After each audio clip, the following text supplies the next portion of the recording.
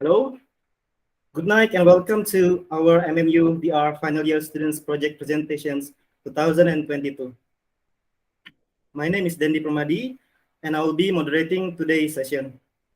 We are very excited for you to come and watch this presentation, especially our final year students who are going to, graduate after this. So I'm a lecturer in the Faculty of Creative Multimedia and also head of the programs in Multimedia University, Malaysia. I'm teaching virtual reality final year students project class this year. So now we have already both of our panel today.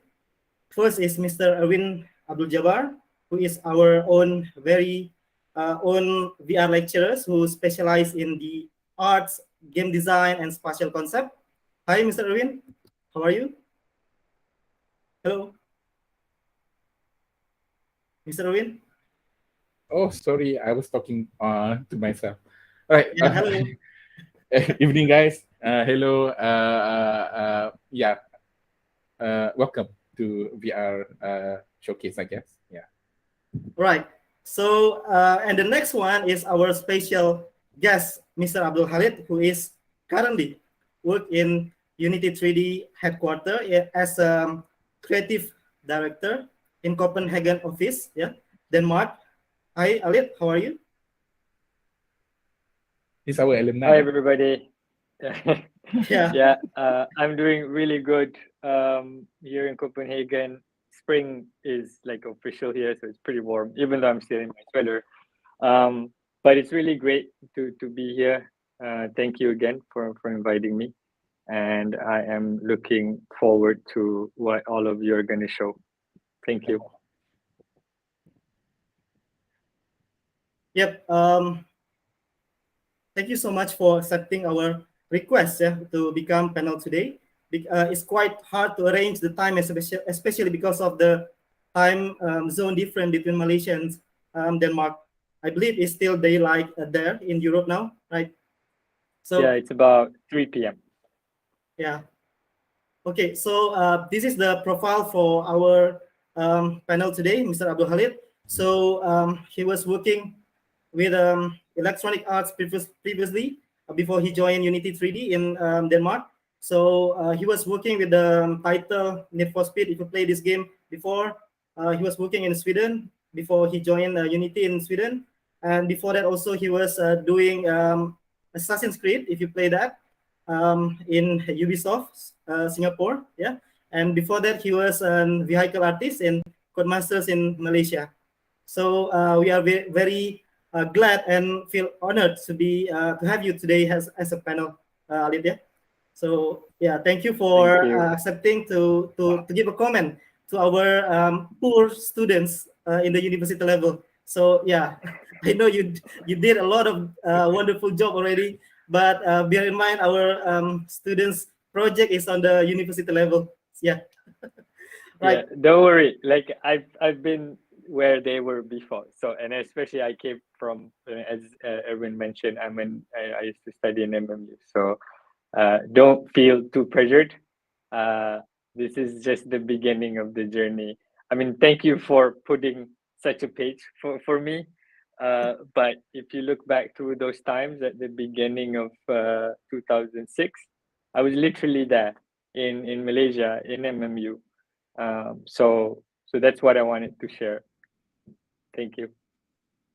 Most welcome.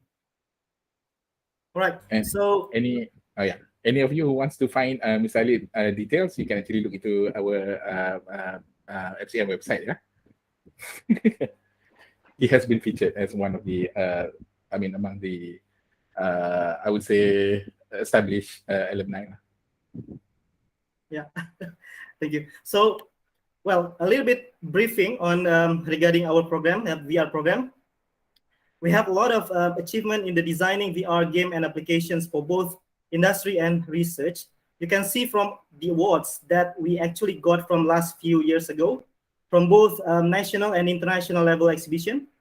So we are really pleased and excited to present our students' project this year, which they have developed for the past 6 months, starting from the ideation, design, development, and testing it to the user. So we hope that this presentation can gain can gain more insight on what is metaverse, and which is actually previously called XR, or extended reality. Well, I'm not going to explain all these terms, technology. It's just I want to highlight that metaverse is actually extended reality, right? So it is an umbrella terms for all these three siblings technology consists of VR, AR, and MR, right? So the question is now, what is metaverse? Metaverse is stand from the words meta and universe. It is a cyberspace. It's a digital world. Inside the digital worlds, you can do a socialize. Yeah, you can have digital society. You can do a networking. You can do a lot of activity, more than just a game. You can live there. You can do something that you can also do in the real life situation. For example, walking around, handshaking, tossing, and doing a physical interactions, or we call it physical immersions in VR. And more than that, a lot of things that can be possible in metaverse, such as doing a transactions, doing selling a product, selling a product using crypto money, of course. And these kind of trading, systems, it will be done, and then of course it will be create what's so called digital economies, which will make the value of the metaverse. This is getting exciting, really, because a lot of companies such as Facebook, Meta, and Microsoft also tap into metaverse. So I'm really exciting to see what the metaverse will become in the next coming time, right? So just to let you know, this is our facility in the programs, in the faculty.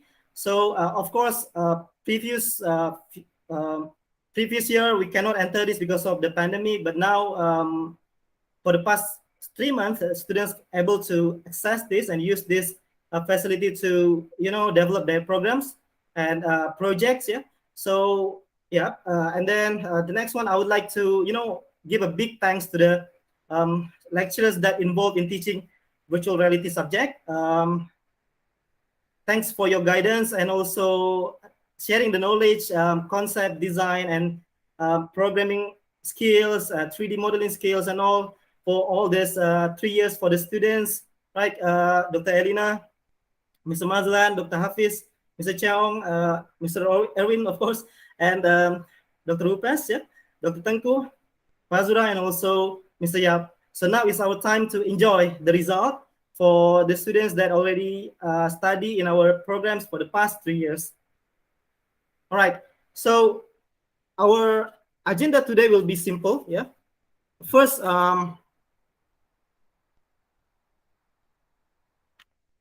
first, a big welcome to all the students, lecturer, company, and schools, university friend. Thank you for joining us today. And after that, we'll follow by the speech from our own Dean of Faculty of Creative Multimedia. And the next briefing regarding our master coursework program. And then we are going to start our first presentation soon. And now, I'm just gonna pass the time to our Dean of our faculty, Dr. Lim Koyong. Dr. Lim Koyong. Thank you very much, Dandy. Yeah. Thanks for inviting me to this event, and it's lovely to see everyone is willing to spare their evening to see the works produced by our students. All right. First of all, a very good evening to our distinguished guest, Mr. Abdul Khalid, who is also our alumni. Currently the creative director in Unity Technology based in Copenhagen, Denmark. To our colleagues from FCM's, students, as well as the audience who are watching our live events in social media right now. Maybe it's a bit early to congratulate the FYP students because you still haven't assessed their work, but still heartiest and congratulations to all the VR FYP students for your effort in FYP in your final year projects. I know the VR industry is still a growing industry, and probably the best has yet to come. But being the pioneer in creative multimedia educations for 25 years, I believe we are always a step ahead in terms of prepping up our students for the new industry trends. We are not perfect, but we are constantly improving our syllabus as well as our facilities. I believe our alumni, like successful alumni, like Mr. Abdul Khalid himself, is already a testimonial to the quality of the graduates that we produce. All right, definitely a person for the upcoming batch of so-called Permata Dunia to look up to, and therefore we can proudly say, we are shaping our tomorrow's creative industry and future-proofing tomorrow's creative leaders. It's a very interesting theme that's given to the FYP students. The author Neil Stephenson coined the words metaverse back in 1992 in his science fiction novel Snow Crash, which envisioned a virtual reality-based successor to the internet. In his novel, people use all these kind of digital avatars of themselves to explore the online world, and often as a way to escape a dystopian reality. But right now, today, the metaverse is already upon us, and soon it will be omnipresent, just like any other platforms like TikTok, Instagram, Facebook, which is now already called Meta. As technology advances to bring us to new immersive and imaginary worlds, I think the students also need to be very critical about it. It is still an ideology and the visions, as if the virtual and the physical is having a tug of war. We don't know who will win, but we need to be critical and investigate the potential, both the pros and cons of this platform, and to leverage the potential of the metaverse as a 3D global, interconnected, immersive, real-time online space. We need new ways to connect the physical world with augmented as well as virtual reality experience. But I believe we cannot totally ditch and throw away, the physical world, as we still need to reconnect with the physical reality. And I know the past 1 year or so has been very challenging, not just the students, but also for the lecturers as well. And I would like to give a big kudos to our academic teams who have worked so hard to continue to provide the best teaching to our students, to ensure them to get the best of their programs. And to the students, kudos also, because you have shown that you are able to rise to the challenge in a new learning environment. I commend you for having the discipline and energy necessary to finish these FYP projects. I know it's not easy, and I'm proud of you to be able to show them to the public today. Yeah, I'm definitely looking forward to see the projects.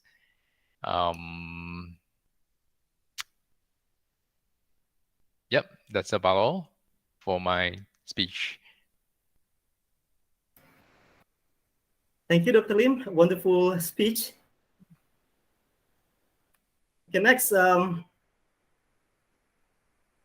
So I would like to use these opportunities actually to brief regarding our master programs that are available in our faculty. Yeah, and these two master programs is run by coursework, not research. We have also by research, but this thing may be the one that you can consider for all those viewers also who are from in the industry or from other school who actually maybe thinking can wanted to level up your degree in our university. Yeah, so we have the first one is Masters of Creative Multimedia by coursework.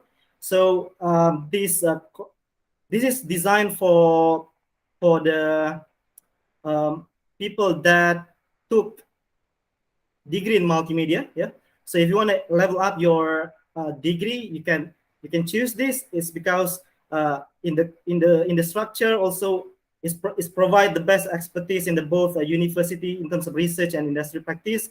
It will address the relationship between theory and practice in research, and also develop creative content. Yeah, so you might consider this. And the next one is Masters of Multimedia in Digital Learning. Yeah, and this can be done via ODL or online distance learning, which allow you to be located anywhere in the world. Yeah. So this program is designed to discover the possibility of the new technology for innovative learning and variety of e-learning systems. So basically, you will explore and learn how to implement all this new technology for educations, right? So the time duration is within 1 to 3 years for the full time, and for the part time is up until 5 years. So you can check these two programs in our website, the www.creative.mmu.edu.my. So for all those who already in the industry, you can consider this, and we can just watch the video.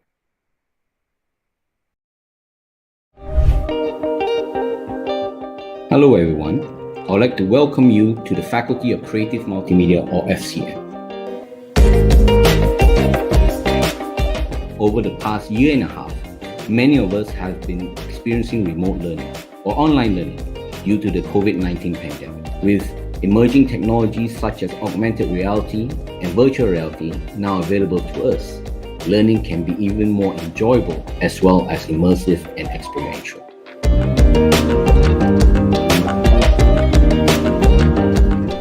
How do we make our creative practice matters in the near future? Taking initiative and being resourceful as creative in connecting with the industry, institutions, communities of practitioners, users, as well as different aspects of society that we work with. This is the future of learning. Welcome to the century of digital learning.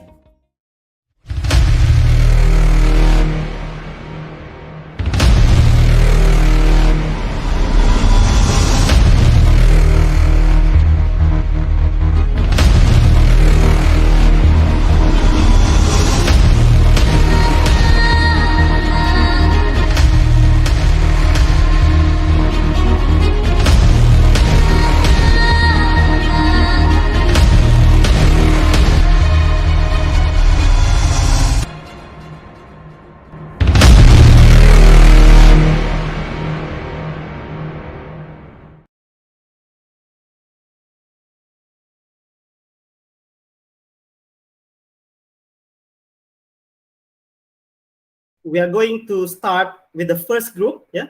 So which is the name of the group is Back in Time, which consists of Eunice, Shiting, Joanne, and Yiling. Hello, guys. Are you ready? Hi, sir. We're ready. Yeah. Okay. So now I think the team are ready. I'm going to pass the session to Eunice. Eunice, the floor is yours. Okay, thank you, Sir Dandy. Greetings to Sir and all the panels.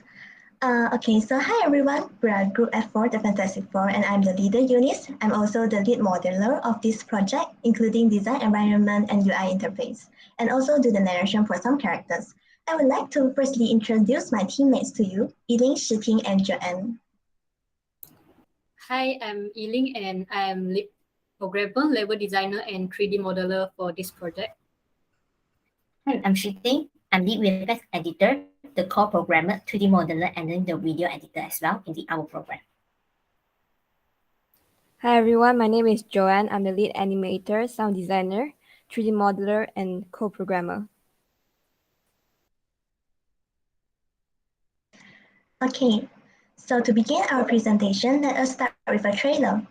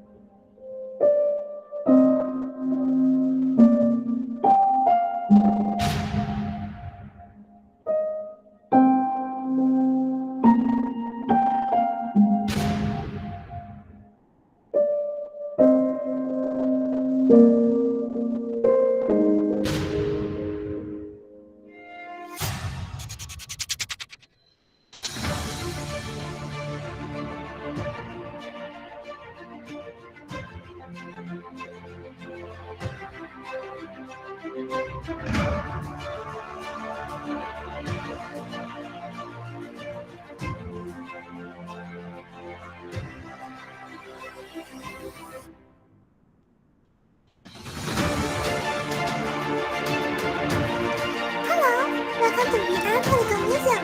I'm a platform here and I'm here to assist you.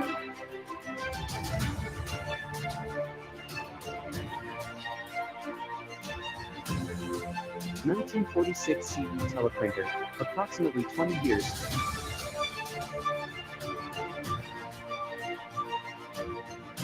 Sorry, I'm busy sending too many letters. Can you talk to me after work?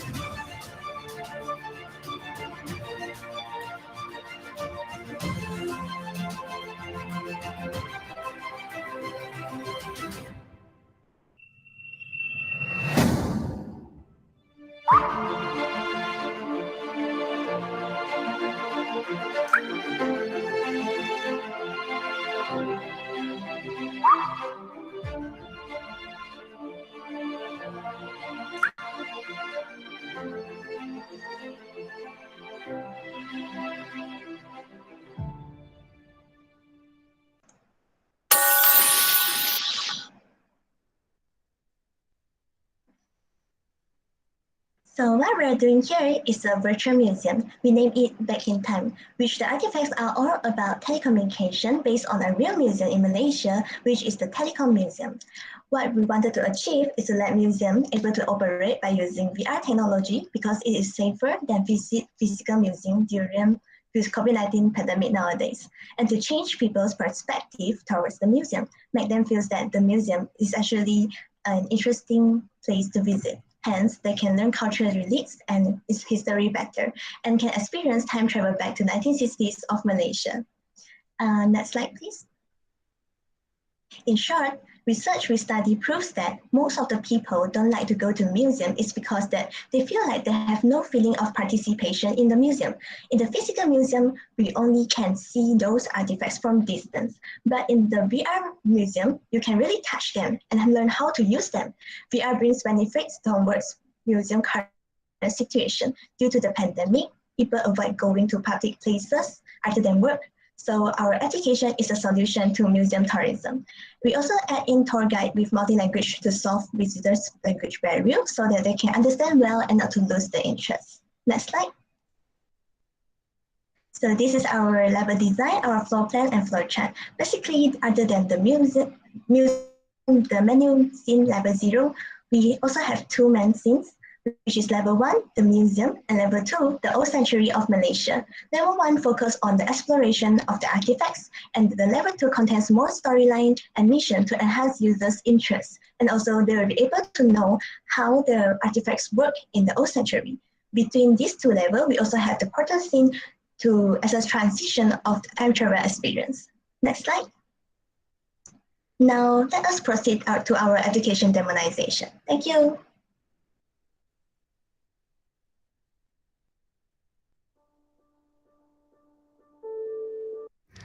Hello, welcome to VR Telecom Museum. I'm a time fairy here and I'm here to assist you. Press the trigger button on the left controller to move around and click the grab button on the right controller to select the button. Press play to enter the story, or you can press exit to go out from here.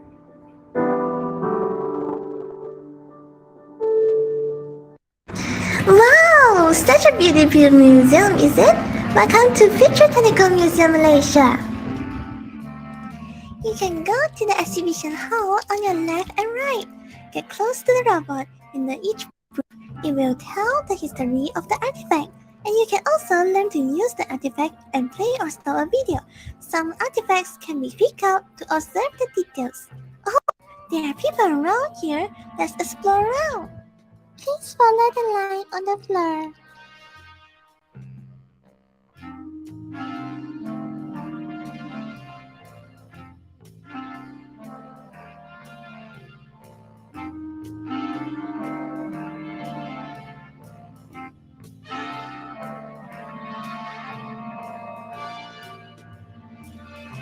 (1946) CE teleprinter. Approximately 20 years after it was introduced to the world, the telex network was introduced in Malaysia.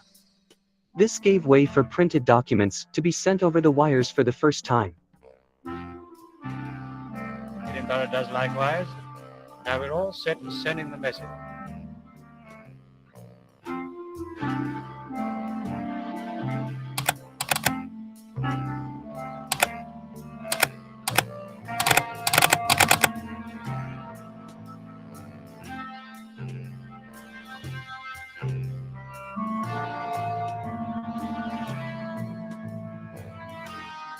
Good evening, youngsters.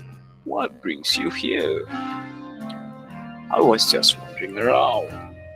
This place reminds me of the old times when I was in love with my wife.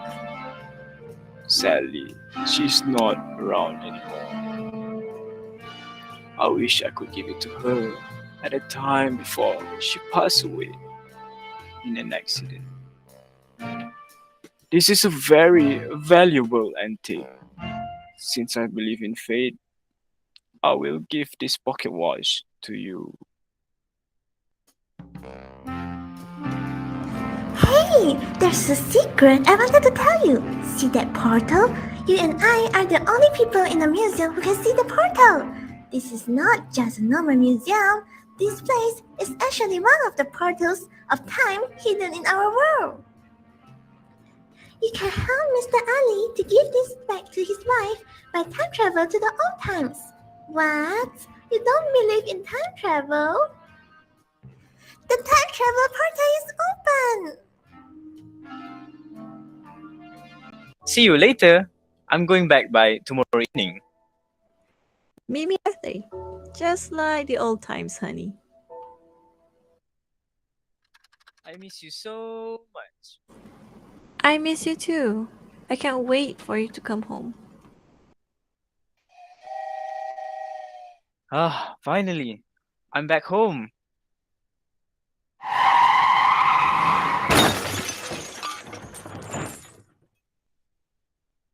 Please, please, don't leave me.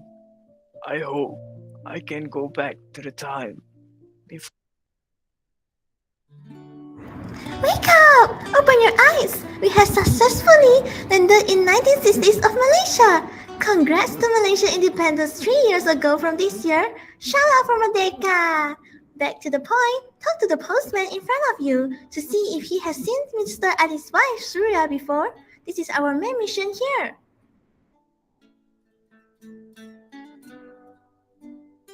Good evening, are you new here? Never seen you before. I have so many letters to send, I will catch up with you later. It's alright. We go to find someone else to talk to. Maybe go to the post office.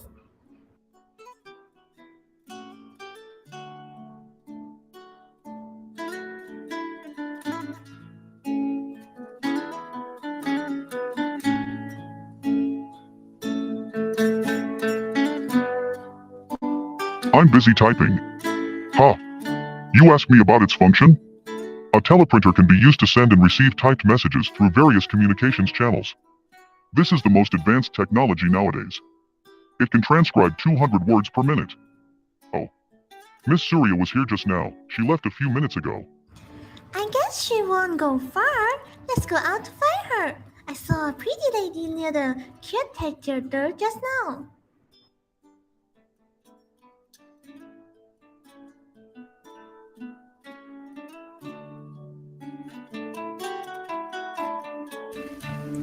Hello? Who are you? Oh, my husband told you to give me this? I keep wondering when he'll come back. Thank you so much for bringing this to me. Aww, maybe something bad happened to her before her husband came back. That's why the old man in the modern time has this regret. But history cannot be changed, especially life and death. So, there's nothing we can do for her anymore. We did our best. Let's go back. The world is turning black and white. It's time to go back.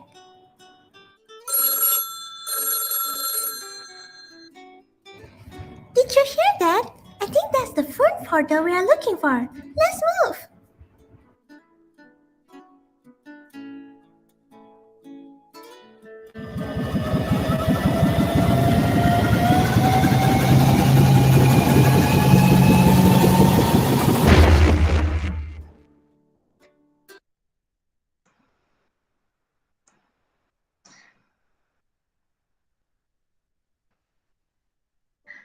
All right.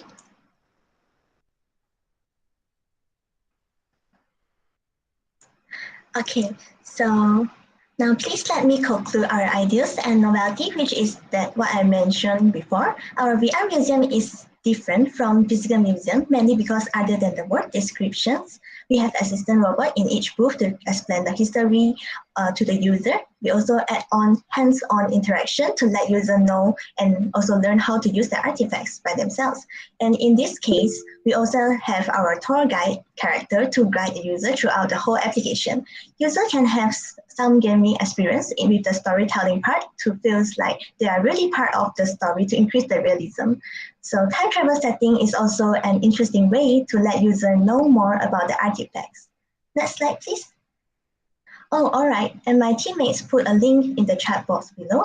That is a 360 version video of our application for everyone here to watch later on if you are interested.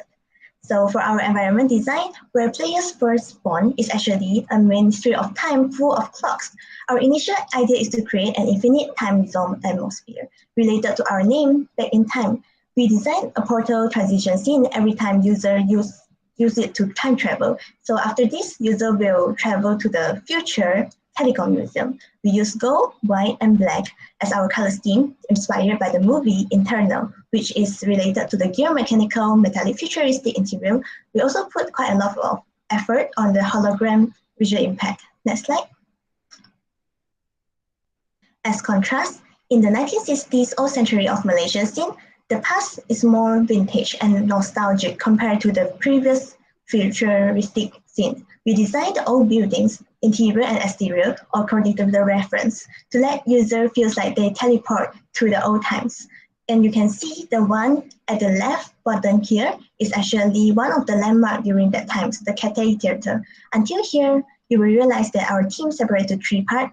Venue scene is with fantasy time elements, and level 1 is futuristic museum interior, and level 2 is nostalgic vintage exterior world. Next slide, please. Okay, so a virtual museum, of course, artifacts are indispensable. So we model our artifacts according to the real objects. The bigger photo here is our model, and the little ones there we put aside beside is the reference. Next slide.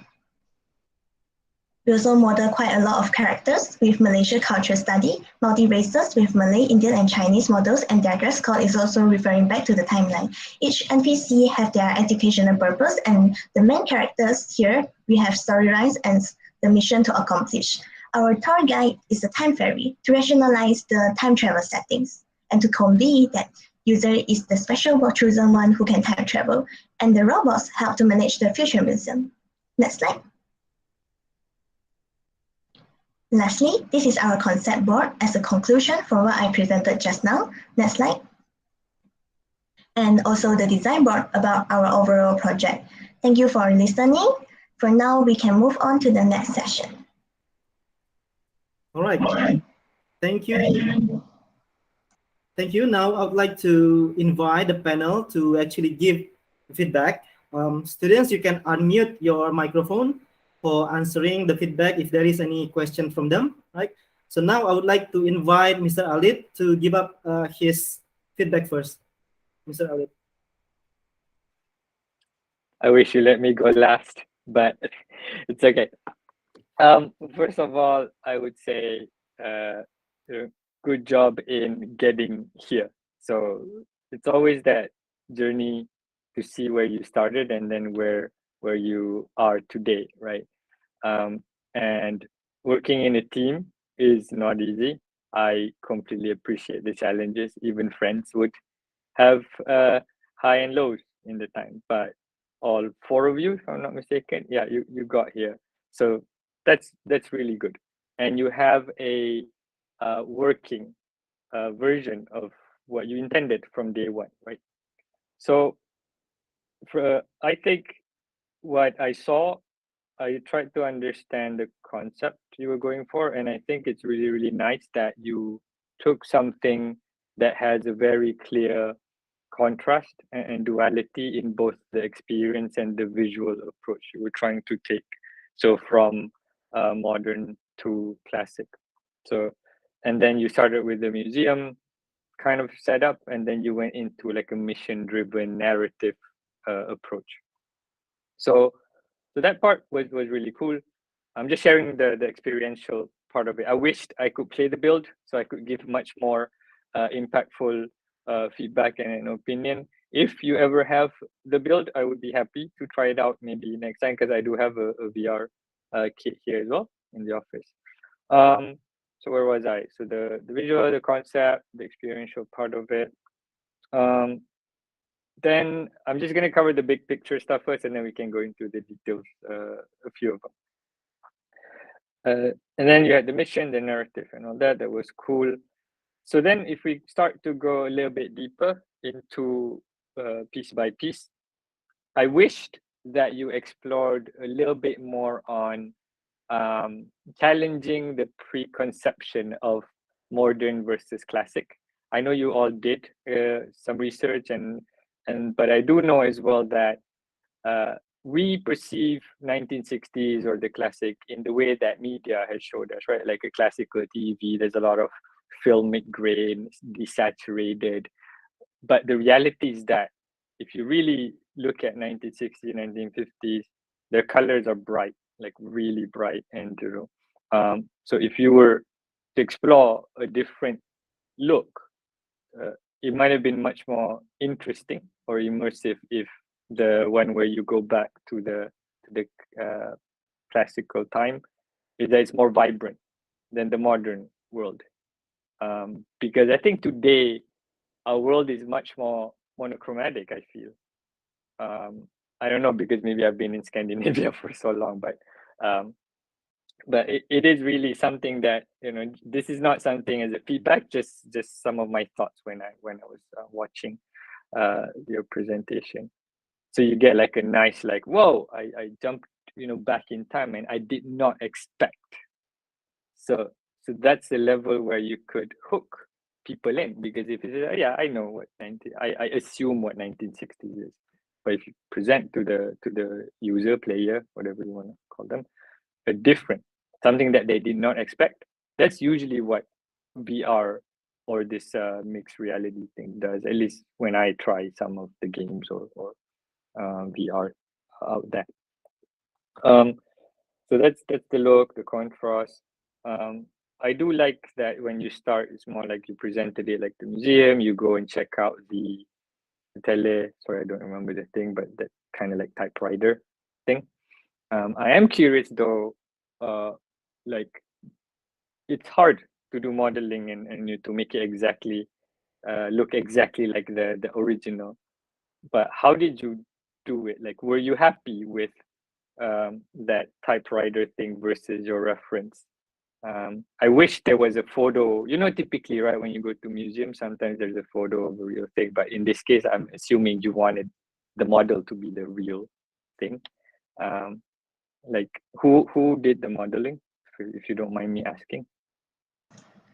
Actually, in our group, all of us did some part of the modeling, but I'm the lead modeler. Okay.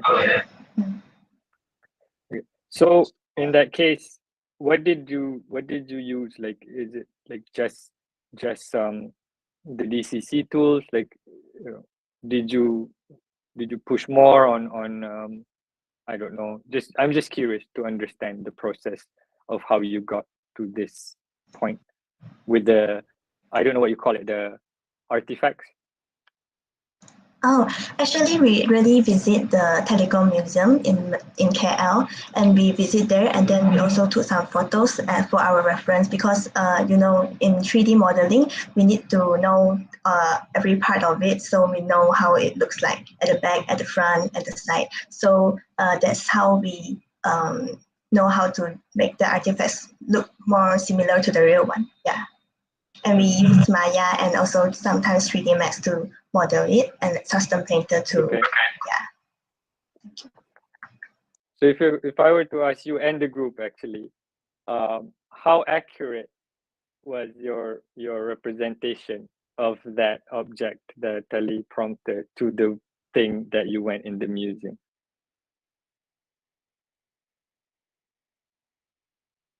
%, 80%, 20%?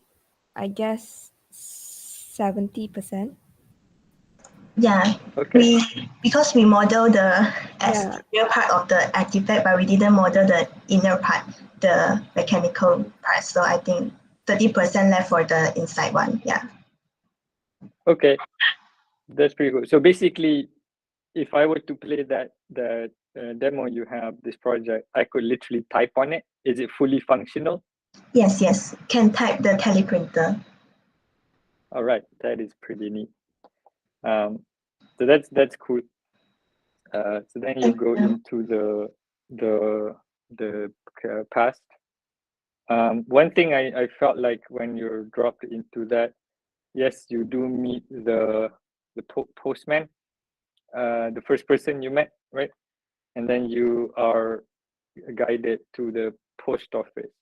But I felt like either it was in the video recorded, a lot of the times my eyes keep looking at that widget that guides you, like go to post office, go to this, go to that. So a lot of the feedback came from just the text in there, right? And maybe I'll feel better if I'm trying it, but there was no immersion in that space where if I didn't look at those texts, what could you have done to guide me there to the next objective, right? It because I keep looking at that. What would you call that thing? The UI that you keep popping up. But if it was just a fully immersive experience, I'd feel like I don't want to even look at that stuff, right? I just want to be in that classic world and guide me with the world rather than guide me with the text and the thing. Okay, actually, other than the UI guidance, we also have the voice narration. The tour guide will guide you to the next place, or the other NPC will guide you to the next part. And other than this, we also have a guidance line for user to follow, know where he wants to go on the floor. And then user follow the line so he can know where he wants to go, won't get lost. Yeah. Yeah, so that's what I mean. So I will still rely on a UI line or audio, but I give you an example, right? So if you or MMU gives the project to me, say, Ali, how would you escalate this and build it up upon? So I would take away those lines and I would just make sure wherever I am, there's always cues that's happening around me that points me to the post office or whatever my objective is. Like maybe there's a truck, a post office truck that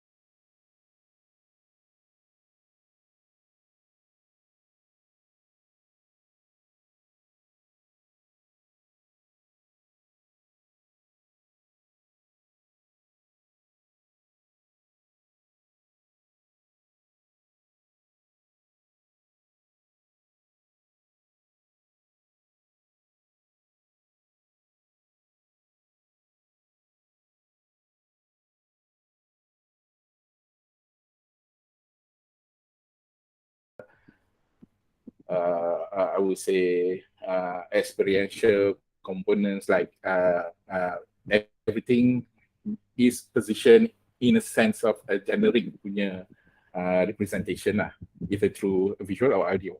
Okay, but that one can, of course, if you have enough time and I mean I would say a proper research looking into the context, yeah, I think you can outline. Of course, definitely you can outline them better. Okay, but I think for me, I would say still kudos. It is interesting, yeah, the way that you translate what TM Museum is all about. Okay, it's about basically representing you with all these. You took on that aspect where it introduced people to the I would say history or evolutions of communication punya apa artifacts, I would say, right? in a form of narrative to it that you want you let audience to through a mission, macam misalnya cakap juga tadi, okay, or basically involved with a direction to actually learn about those artifacts subconsciously, going back into time and experience all those little things. Not little thing, little aspects of that particular world kan, or time or period. Yeah, I think this is still did a good job. Besides anything that you want you disagree with, I think it's basically whatever that you have outlined is the same thing. I think maybe, I mean, for on the user aspect, yeah, maybe the one that you showed us is a simulation that you played. Means you know what you are doing and you know how to guide us there. But on the user punya perspective, would they be able to actually identify all those quests that you have outlined for them and to actually look for those areas, space or whatnot? Because there are no indicators, there are no, I mean, you can refine on that lah, okay? But I think overall still, to me, I think it's still a good job. Right? So I think, yeah, kudos to that. And again, I appreciate your teamwork class. Each and everyone have given their best, creating each assigned task. Kalau, I mean, if it doesn't, I would say like this, it is good enough within the almost how many weeks? Yeah, 14 weeks, around 20 weeks to actually work on it. I think, yeah, you have done a really good job outlining a great concept as well. I think Ms. Adit agree with me. There is a concept, but yeah, adhering to that particular concept, it can be refined in a more, I would say, it can be outlined so that it has a better, I would say, I mean, to impose new experiences lah. So the one yang you outline sekarang ni seems a little bit too generic or too familiar. Right? Still good. Yeah, still good. Alright. Okay, thank you, Mr. Alit and Mr. Erwin, for the suggestions. Yeah. So yeah, amazing presentations by Group 1. The story is so beautiful and touching. Yeah. So let's give a round of applause for Group 1 for their works. Yeah. Right. Thank you, sir. Thank you, Mr. Adi, Mr. Erwin. All right. So yeah, Thank you, guys. sir. So now, yeah, I'm sure everyone is excited to see the next team. Yeah. So which is team number 2, Team Monkey. Yeah. So we have the presenters here, Afsha, Raisa, and Munira. Hello, Afsha, Munira, and hello. Yep. Okay, now you see they are getting ready. Yeah. I'm going to pass the time to you guys for your presentations. So to you, Afsha. Okay, let's start the presentation now.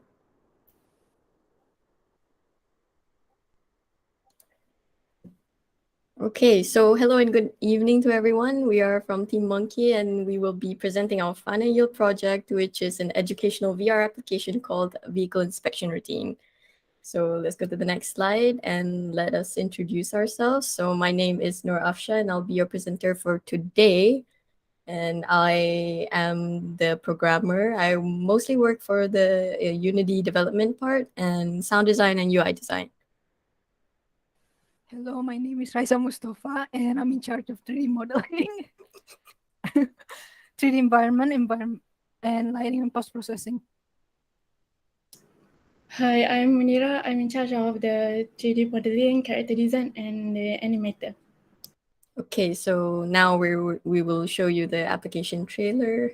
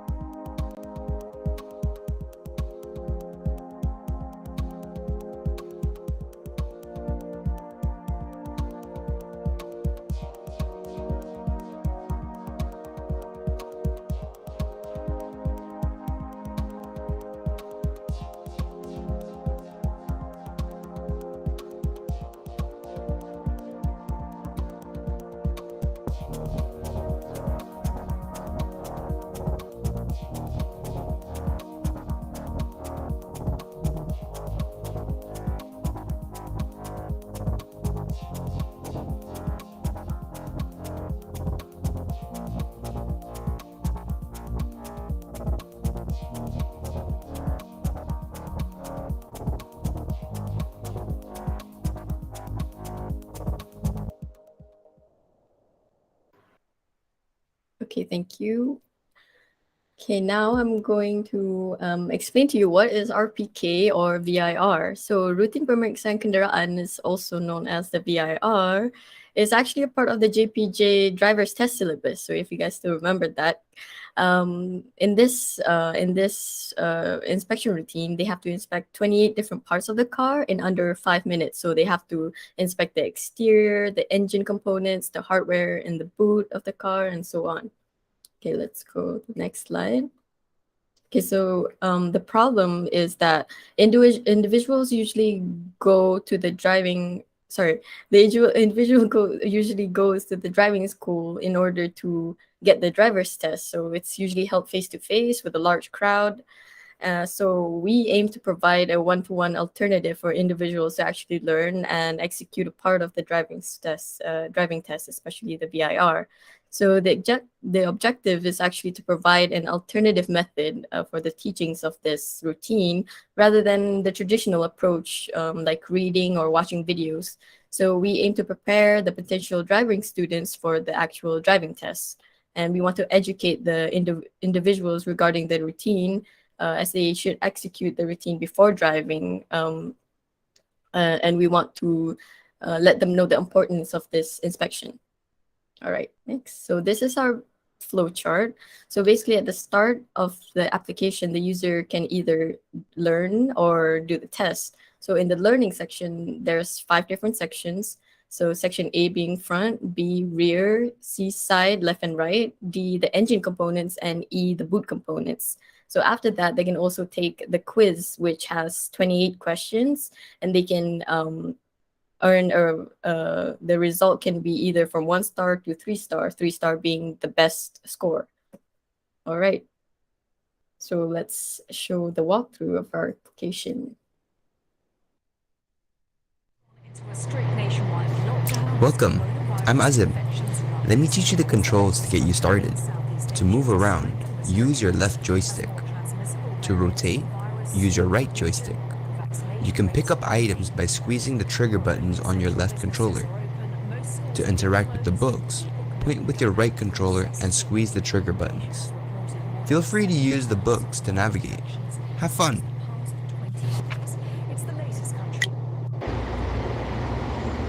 Welcome to Section D. In this section, we'll be examining the engine components of the car. To begin, open the hood of the vehicle and inspect the battery of the vehicle. An automotive battery or car battery is a rechargeable battery that is used to start a motor vehicle. Make sure the cable connections are clean and tight, so the hardware is held secure. Once a battery reaches 3 years of age, have it tested annually.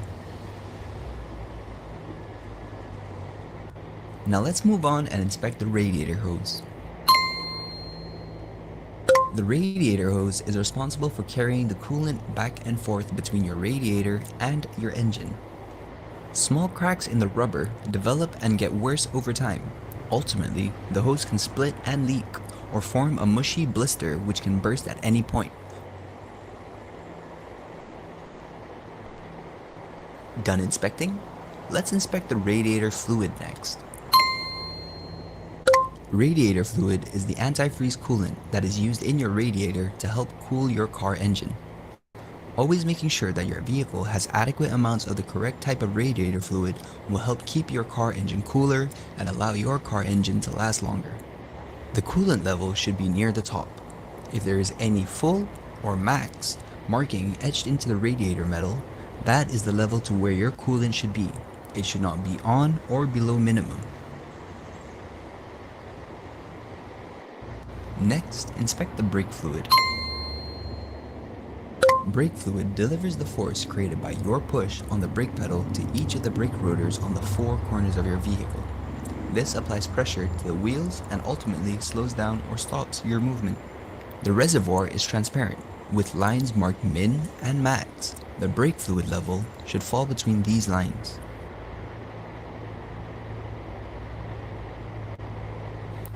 Let's continue with the inspection and inspect the wiper fluid. The wiper fluid is a fluid for motor vehicles that is used in cleaning the windshield with the windshield wiper while the vehicle is being driven. While low wiper fluid levels won't affect the performance of your car, they will affect your visibility, safety, and overall driving experience. The container should be filled all the way to the top.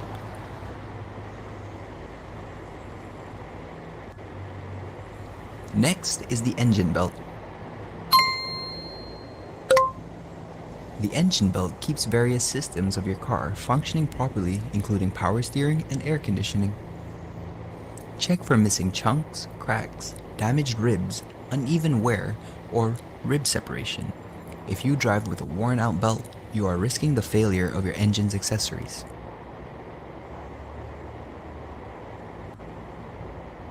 To continue, inspect the power steering fluid.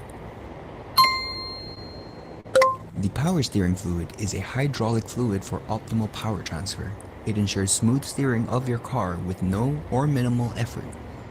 The fluid level should be near the top. If there is any full or max marking etched into the container, that is the level to where your fluid should be.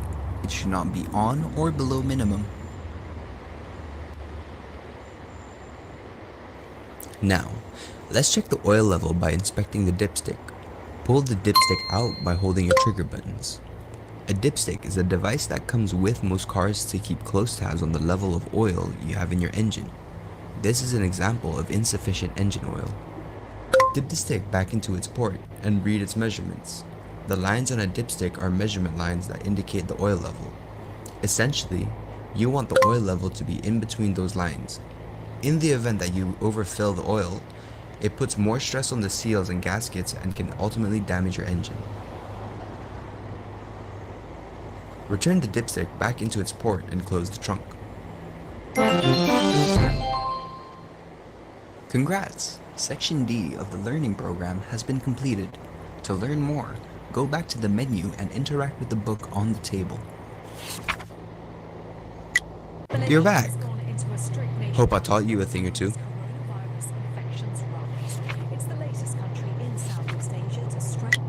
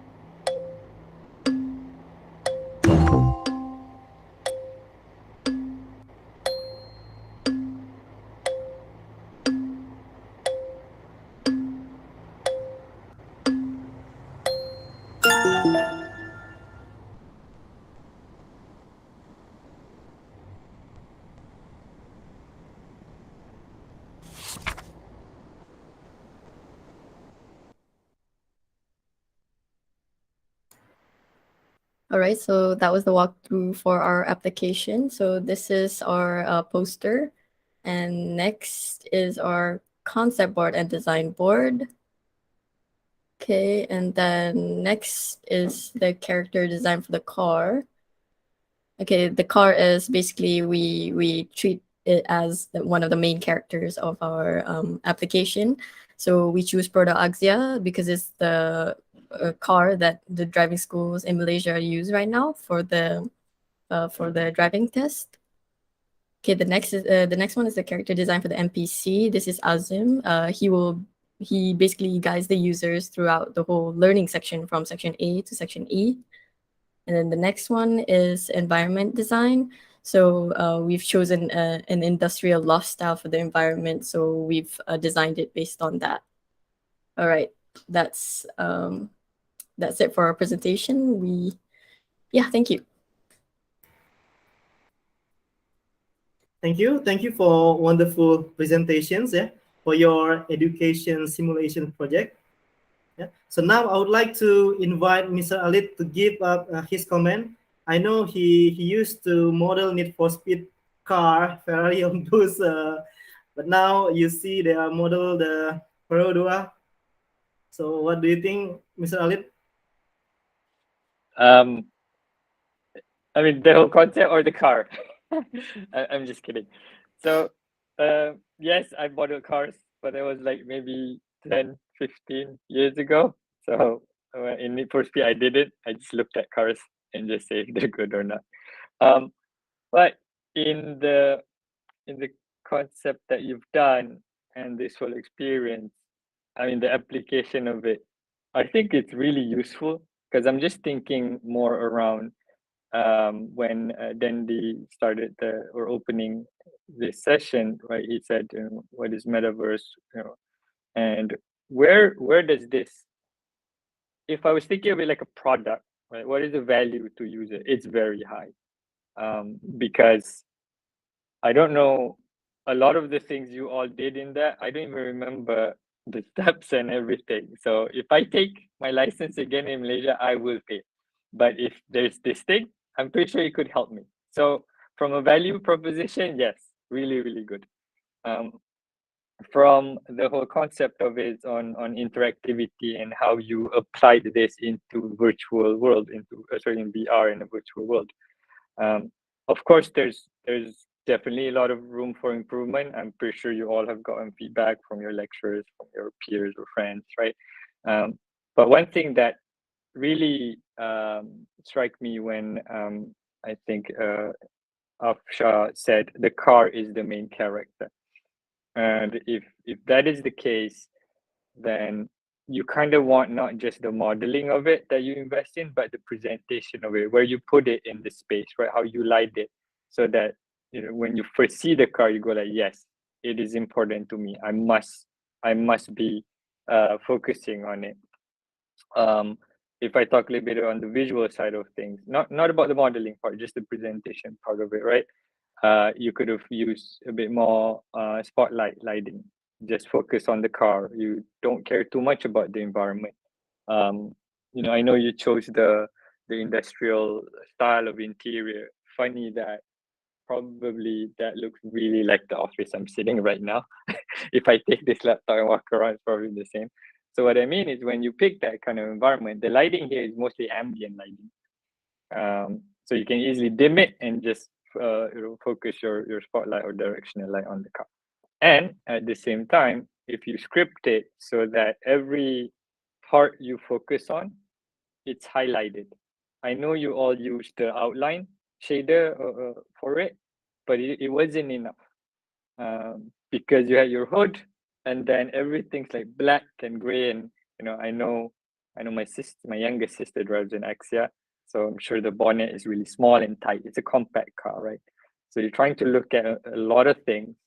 And imagine if this user has never seen this before or just starting, because you're trying to teach people, you're trying to help people, right? So being more explicit about the elements that you want to highlight.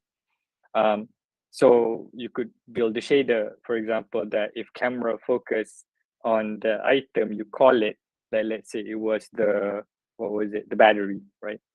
Then when you're pointing at it, you can use a post-processing layer to just either desaturate everything else, so it really pops.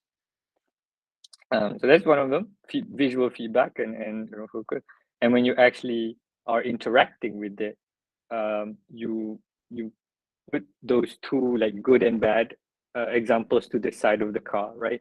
And you show images like green and red, good and bad, which is really, really good. But because you already know you're in a virtual space, you could bend the rules a bit and make it bigger, right? So you really catch the attention because you say you want the users to say, hey, look at me, I'm important, right? So that's one thing, I would have given a feedback on how you would have polished it and making it really impactful on the elements. One thing I really think would have been super cool as well is, I think you had one topic about like, oh, this is the liquid and good is this mark and good is bad is this one. And then you did the whole test after that, right? Going around the car and asking about the exterior of the car. I wished there were a moment where, from an interactivity standpoint, the NPC explains and then the user has to do it. Like, fill up this because I just explained to you, what's the good one. I'm given a bad one. Now fix it. That's how I'm scored against. So that would be really, really cool.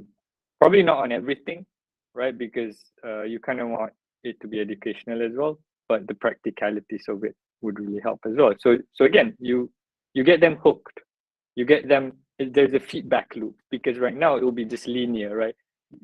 For, I don't know, 5 minutes or more, the user is just given information and overloaded with information, but there's no way to actually interact with the information and knowledge they got.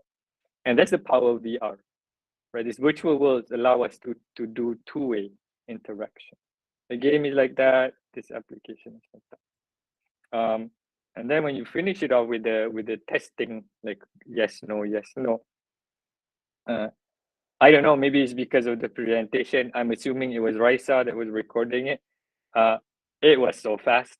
But I know if I have the app, I could probably try it in my own pace. But my question is, why was there a clock? Is it a timer that counts down or a timer that goes up? It's a timer that goes up. So it's basically just for the user's what's it called, reference. So because the initial test, they only have to do it in 5 minutes. So if they're over 5 minutes, then maybe, oh, okay, I didn't pass. Yeah, something like that. Okay. Then that's pretty good. So you kind of want like a countdown timer, right? Like, so you try and do it. But again, because you mentioned the car was the hero of this application or experience, there are moments where, I don't know, you were doing like, is the wheel usable?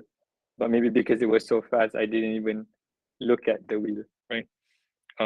So those things, again, being very intentional with your presentation is very important in a virtual experience, right? Because if it was a linear game or a linear experience, you can control the camera, right? I can literally say, look at this wheel right now. But in VR, everyone's just going to go wherever they want to look. A little bit of motion would help as well. So everything's felt very, very static in the whole experience. So let's say you were talking about, or you're showing the timing belt, right? And it's a little bit of animation work, so sorry to the animator, but you kind of want to show like, if you didn't check, a bad timing belt would make it rattle, and you like, with audio and visual feedback. So it really will help amplify, because I mean, everybody here who has a license know how boring that thing is, right? You're doing it because you have to. So make it fun, make it engaging, make it interesting, right? Then people will come out of it not just prepared, but also being excited about it. I mean, I don't know how much they can be excited about going to a test at JPJ, but at least this application could help, cushion it a bit if they're scared or stressed. So yeah, that's my thought. I mean, great work, great application of where they're very high value proposition, I think. So yeah, I'll pass the mic to Erwin. Hi guys, evening guys. All right, still, I have to follow to with Mr. Ali's comment, okay, since he's the one the person who actually start off his career doing the modeling. So please do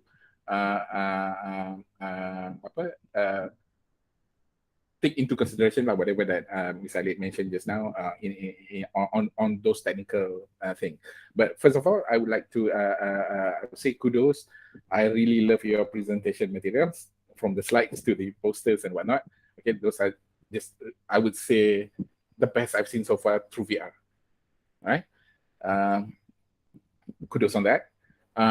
Okay, I think for the application itself, yeah, like Mr. Ali says, the point that it is useful, yeah. I think yeah, it's great. The environment that you create is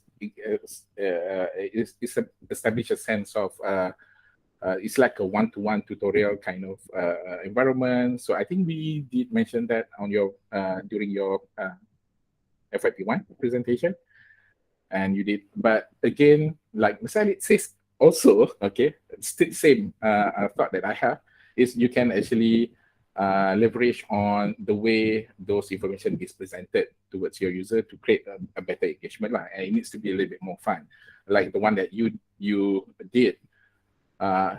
Everything's there, okay. Everything. I would say justify where the items are. I mean, what they need to know, but it's still on the initial side of the information. But you can always elevate those information using motion graphics or whatnot, okay, to be applied in the platform so that it can be, it can explain the process a little bit better, okay. Even so, it is an initial training, but yet giving information towards your user in a way that they feel like they are ready for it, right? I would say, yeah, it will be beneficial for the application since the context of that application is pretty useful. All right. I think the rest, pedagogy, I would say, yeah, you've trained them, you showed them all these what they need to know, as in for the test. Okay, I don't know how to address that, but yeah, there was just a part of it, right? There's a lot more. Yeah, that was just one section of it. Yeah. Yeah, one section of it. But still, yeah, fine. You did simulate that well enough. Okay. But I do really hate the sorry, I use those harsh words, hate. Not to say hate. And visually, I would expect more lah, rather than having that yellow arrow like a PowerPoint punya slide punya arrow tu kan. Oh, man, really, you get what I'm gonna say, right? But overall, I think, yeah, I think the application meets the pedagogy lah, means they train and then you actually test them out. But during the testing out, like Mr. Ali mentioned juga, it can be it might be better if you would be able to actually simulate a more engaging punya module lah, rather than just answer yes or no, right? But if that's the training, I mean, during the test, that was the way that they need to answer, right, the questions. But yeah, but like I said earlier, giving the user a little bit more information so that they will understand the whole process better, right? Not just prepare them for testing. All right, so I think that's all from my side. I think, yeah, for those guys, I think it still looks great. See, it's a useful application. Thank you. We should talk if you want to productize this. Yeah. There's a lot of value here. All right, thank you, panelists, Alit and Mr. Win, to have a comment just now. So thank you, group number 2, for your wonderful presentations. Yeah, so let's give a round of applause also for group 2 for their hard works. Yeah. Right. So now we are gonna move on to the next team. Yeah. So this team is team number 3. I think Shakil and the gang is ready. Hello, Shakil. Are you ready? Yes, sir. Hello. Okay. All right. So we are gonna pass it to Shakil and the gang. Yeah. So it's all yours, Shakil. All right. Can everyone see? Yep, can. Okay.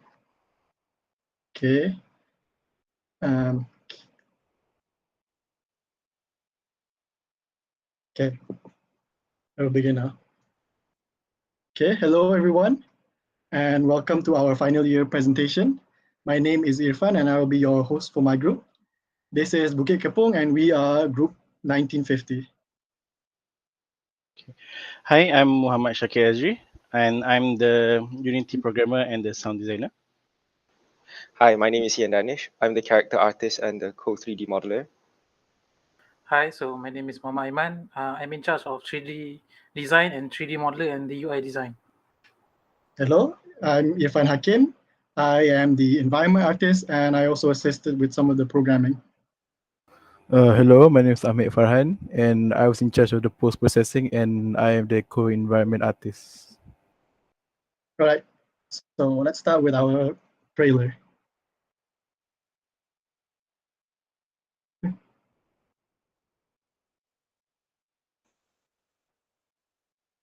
Andrews Tower, 707, Andrews Tower, you are clear, runway 27. VLC is hot, repeat, VLC is hot.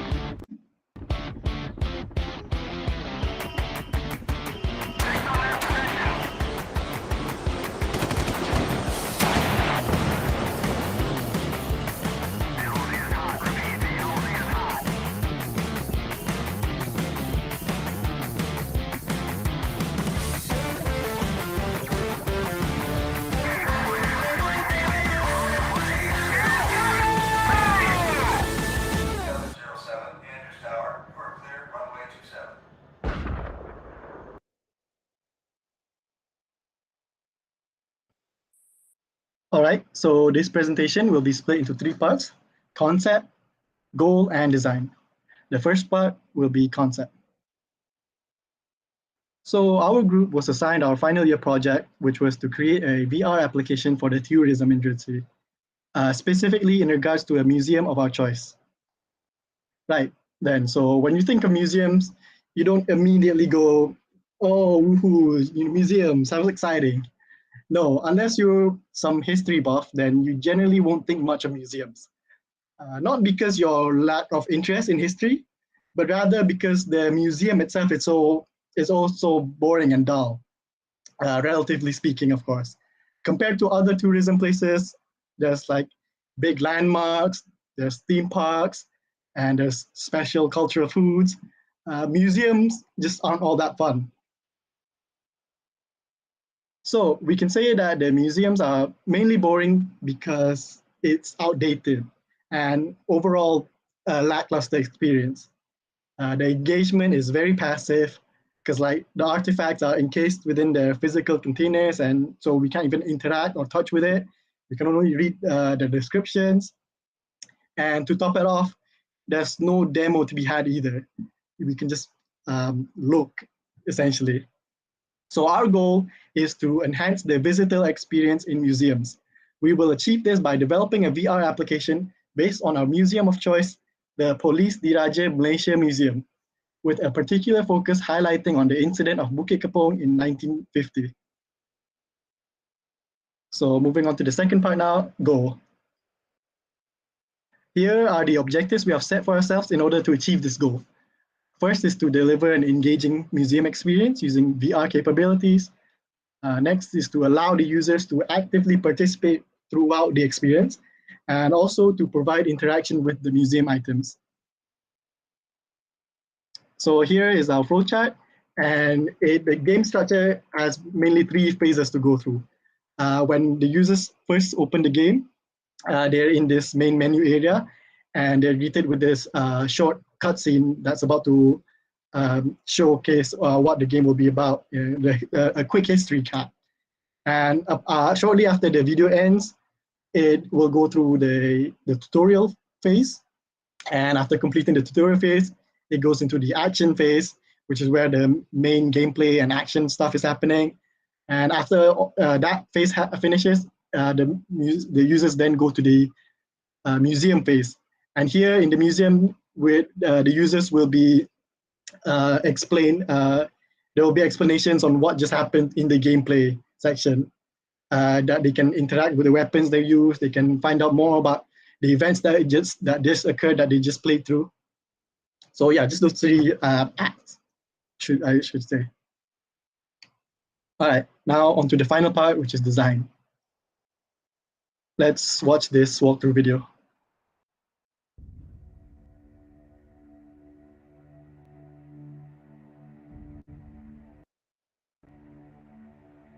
Bukit Kepong incident was an armed encounter in 1950 during the Malayan emergency between the Federation of Malaya Police and the armed wing of the Malayan Communist Party.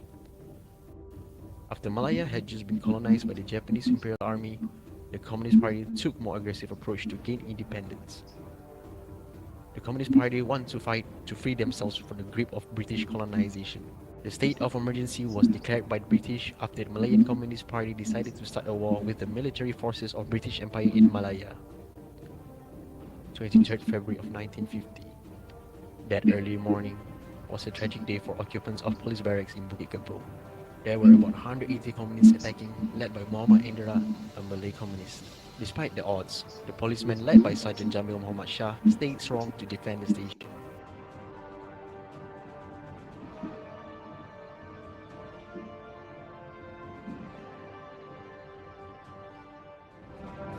From the battle, 25 were lost, including the policemen, family members, and villagers. Kami orang-orang polis tidak akan menyerah diri. Biar kami mati di sini.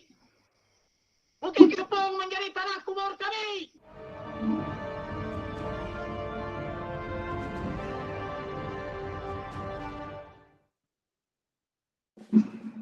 Welcome to the training grounds, recruit. My name is Sergeant Jamil, and I'll be your instructor for this tutorial. This is the standard issue rifle, the Lee Enfield No. 4 Mark I, that we'll be using. In order to grab the weapon, press and hold the grip button on your right hand controller. Now, take aim towards the target, and press the right trigger button to shoot.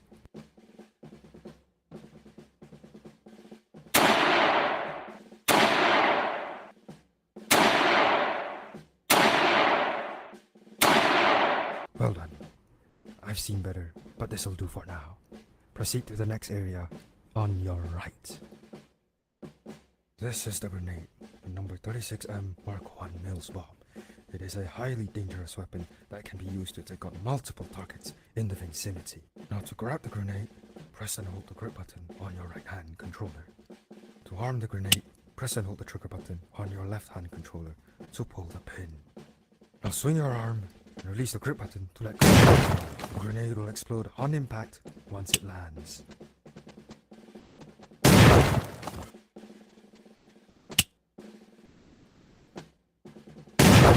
Your performance here is debatable, but that'll be all for today. Let's head back to the station. Get down, recruit! We're being ambushed by the enemy! Pick up your rifle and defend the station!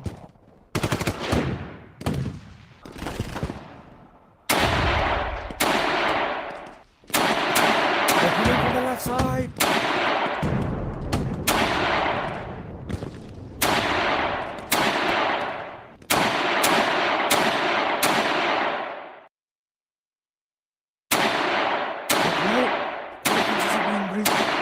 The enemy off before they get inside.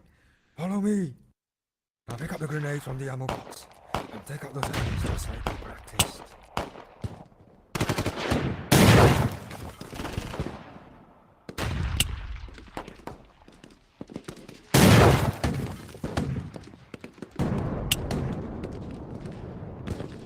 The enemy forces are making us up from the front. We need to take cover. Grenade!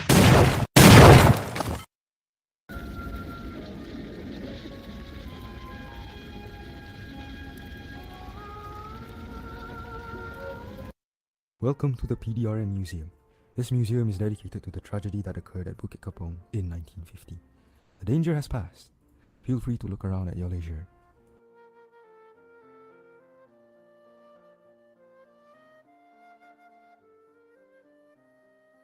In this first part, Sergeant Jamil arrives at Bukit Kepong, assigned as his commanding station to oversee.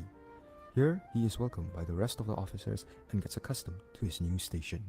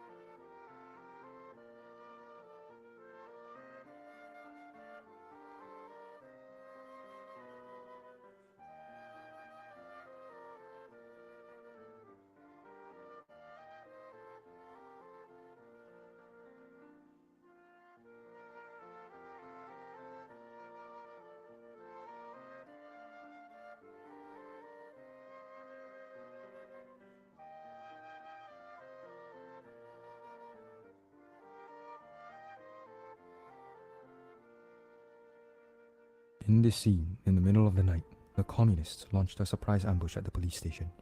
Caught by surprise, Sergeant Jamil immediately orders his officers to assume battle positions and defend the station.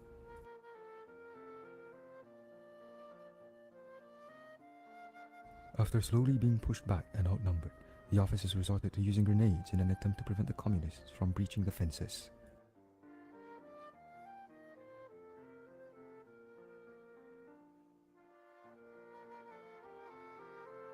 By dawn, the police officers eventually ran out of ammunition of bullets and grenades. This led them to go forth on a final charge and take out as many of the communists with their parangs as they bravely sacrificed their own lives for Bukit Kepong.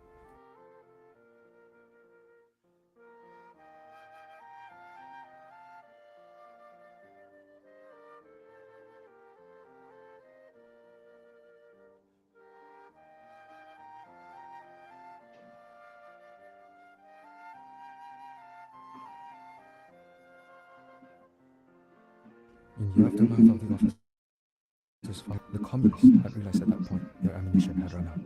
The communists took advantage and proceeded to storm in and burn down the police station.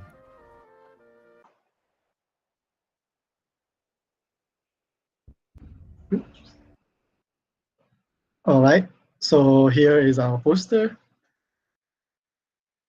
And this is our concept board. And it shows the planning and where all our ideations come from. It has some of our referential studies and references also. This is the design board, and it showcases the design overview and all the different design choices and justifications we've made throughout the project. All right, that will be all for us. Thank you.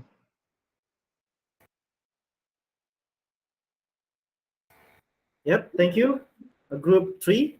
Now I would like to invite maybe this time Mr. Erwin to give up his comment first, then followed by Mr. Alip. Right, Mr. Dendi. Okay, evening guys. Okay, I would say first I would like to compliment you on the ability to actually complete the application there. But there may be a few issues regarding on the aspirational aspect that you address through your applications because I couldn't I mean these are a few things that I have jotted down. I would say first would be the flow of content. Sorry, I can about opening quick. First of all, your content will be a good project capitalizing on VR, basically simulating the world or past events. That is, I would say,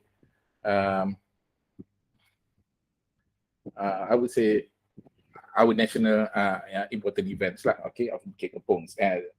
The content has been produced in different manners, movies, documentaries, and whatnot. So you have a lot of points of reference, yeah, to help you justify the directions of your application. Okay, but the way I saw through your what I've seen, yeah, through your application just now, I think the main issues, I just jot down the most important, yeah. The flow of content. So is it really that the application start off with the simulations of actually shooting people and bombing them, or yeah, throwing grenades at people?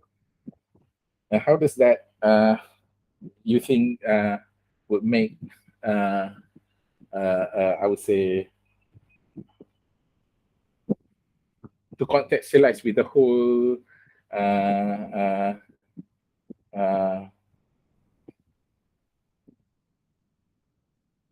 museum that you basically, yeah, you are focused on the museum lah kan, but yeah, how does that helps the way people experience that particular event? Boleh faham tak soalan I? Yeah. Everywhere.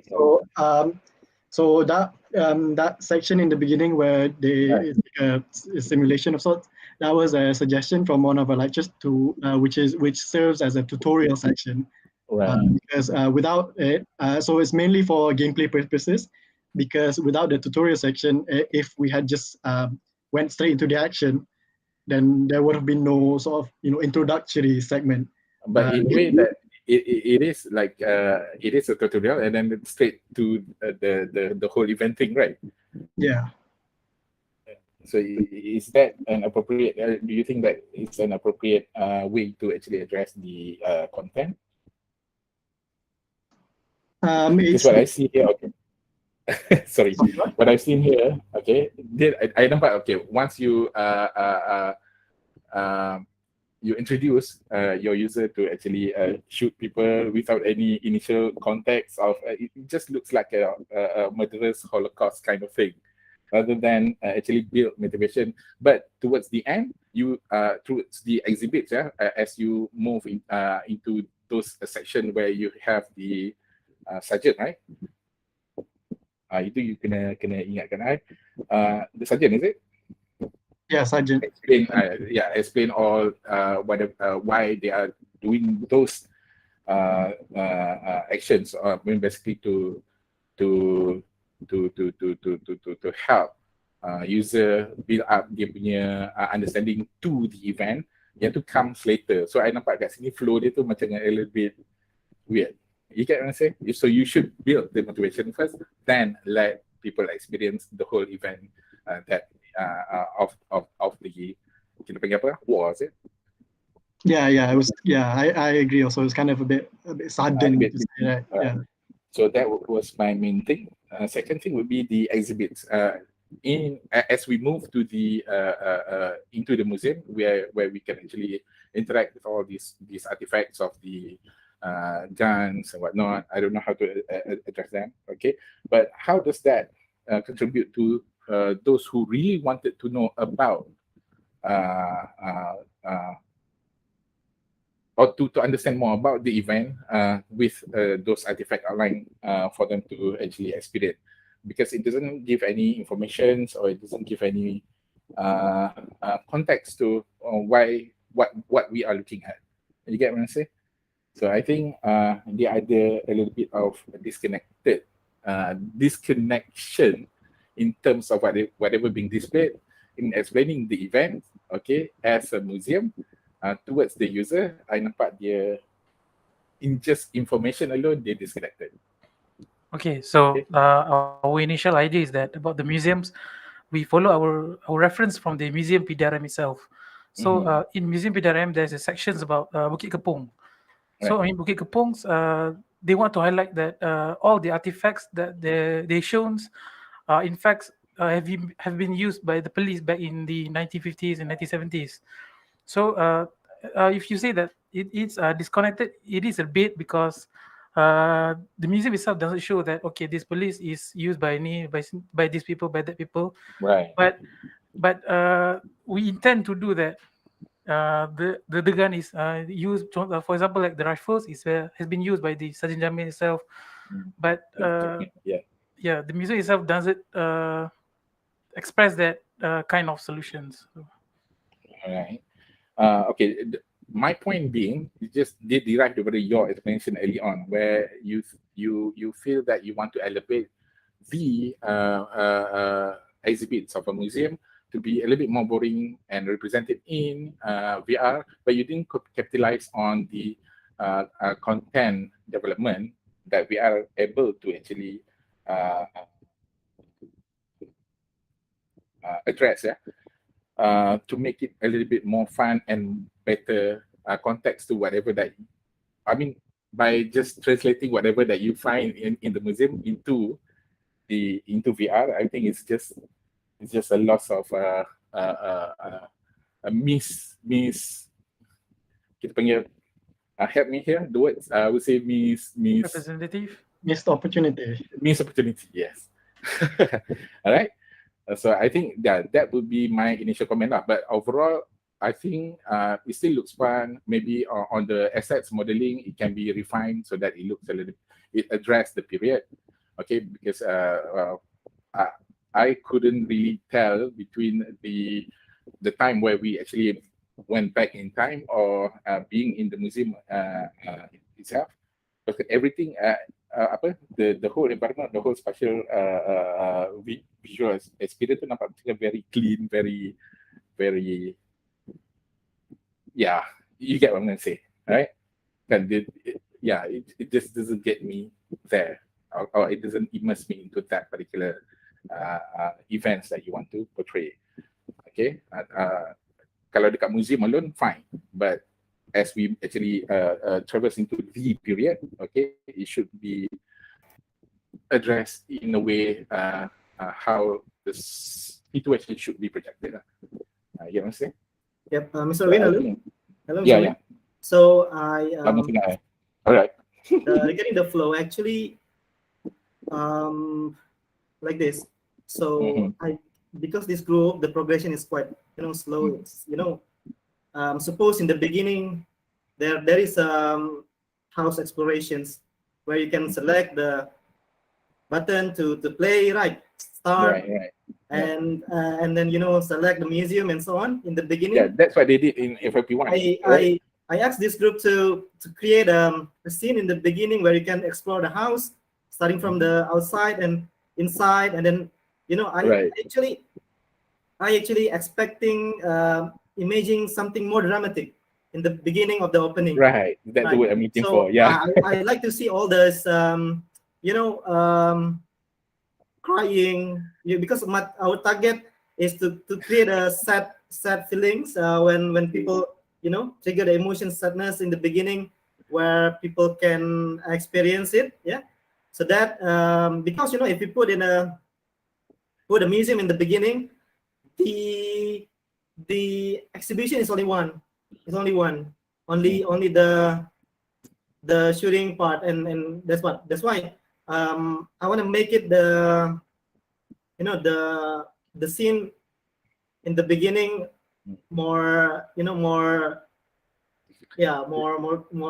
people. I want to make people crying in the beginning first, but then because of maybe the effect is, in fact, I asked them to bake the lighting and put a fog, put all this effect that I didn't see it today. I think that's the part where they fail to trigger emotions in the beginning.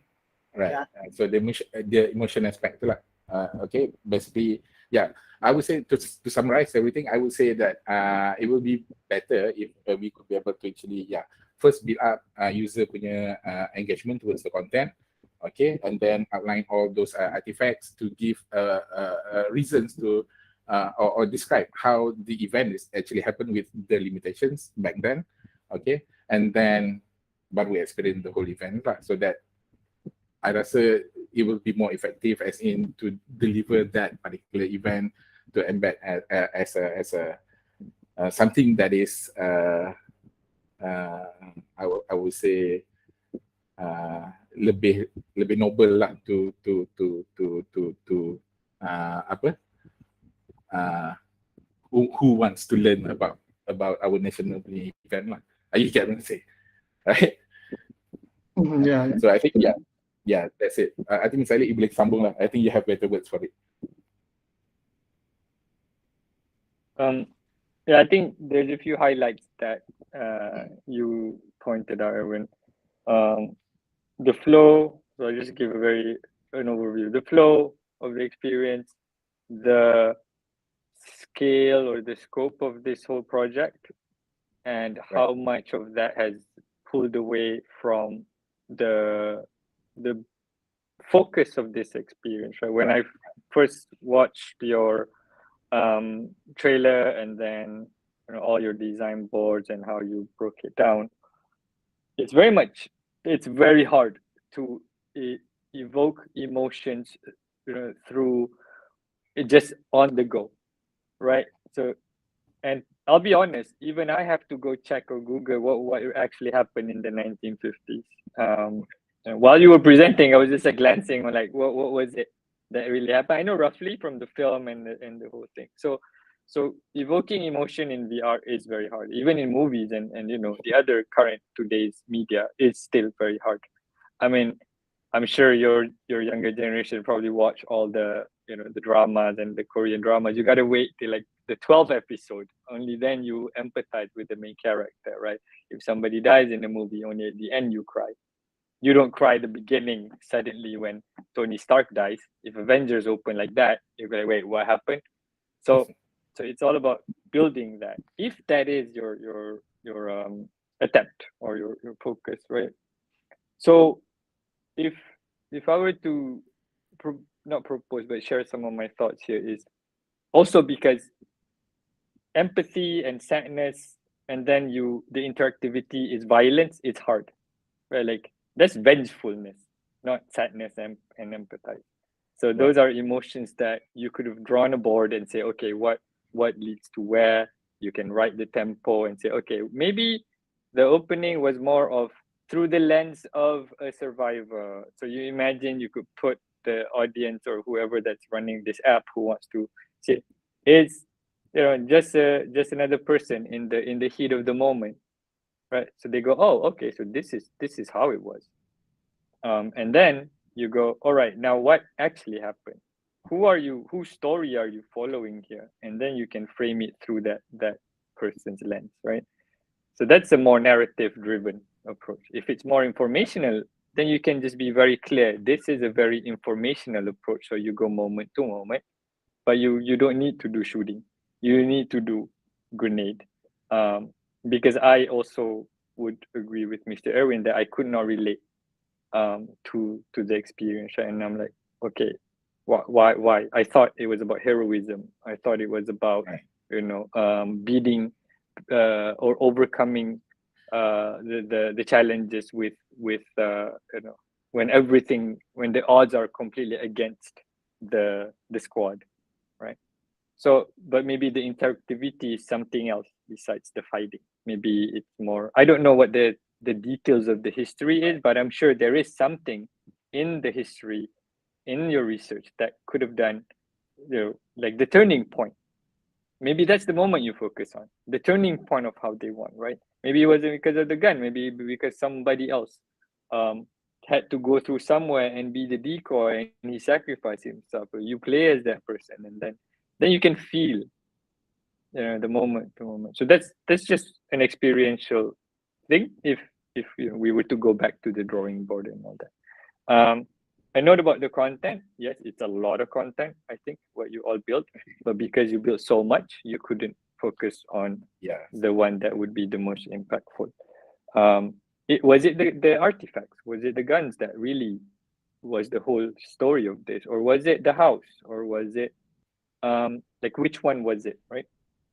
So you could stack rank them, saying yes, and you can always defend it throughout your journey. If this was a real project, right, you would do a scoping and you would do prioritization, saying, sorry, we're not going to do the museum. We're just going to focus on, this moment where your statement of, what was it, berpantang maut sebelum ajal, is really your statement. Right? In a Do way, everything. The heroism tu lah kan. Yeah. So those are my thoughts, but it is a teamwork, and this is not saying what was wrong or what. All this is more around learning, right? We're all learning here. Even I'm learning a lot. Just watching, this is the third group, and I know I'm going to learn more as I watch the fourth and fifth one. So I'm as much as you are learning, I am learning a lot here. So I thank you for that and for the group before, and good work to get here. But focus on the next steps, how you can learn from it. You will face the same situation after this, I guarantee you. And I hope with this notes and inputs that me and Erwin are sharing with you, it will spark something in your head that, wait a minute, this happened to me before. I am now going to take a different route. I hope it helps.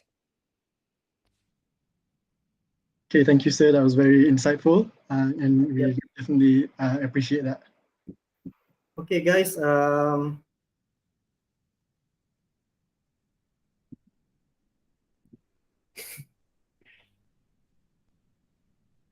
Okay.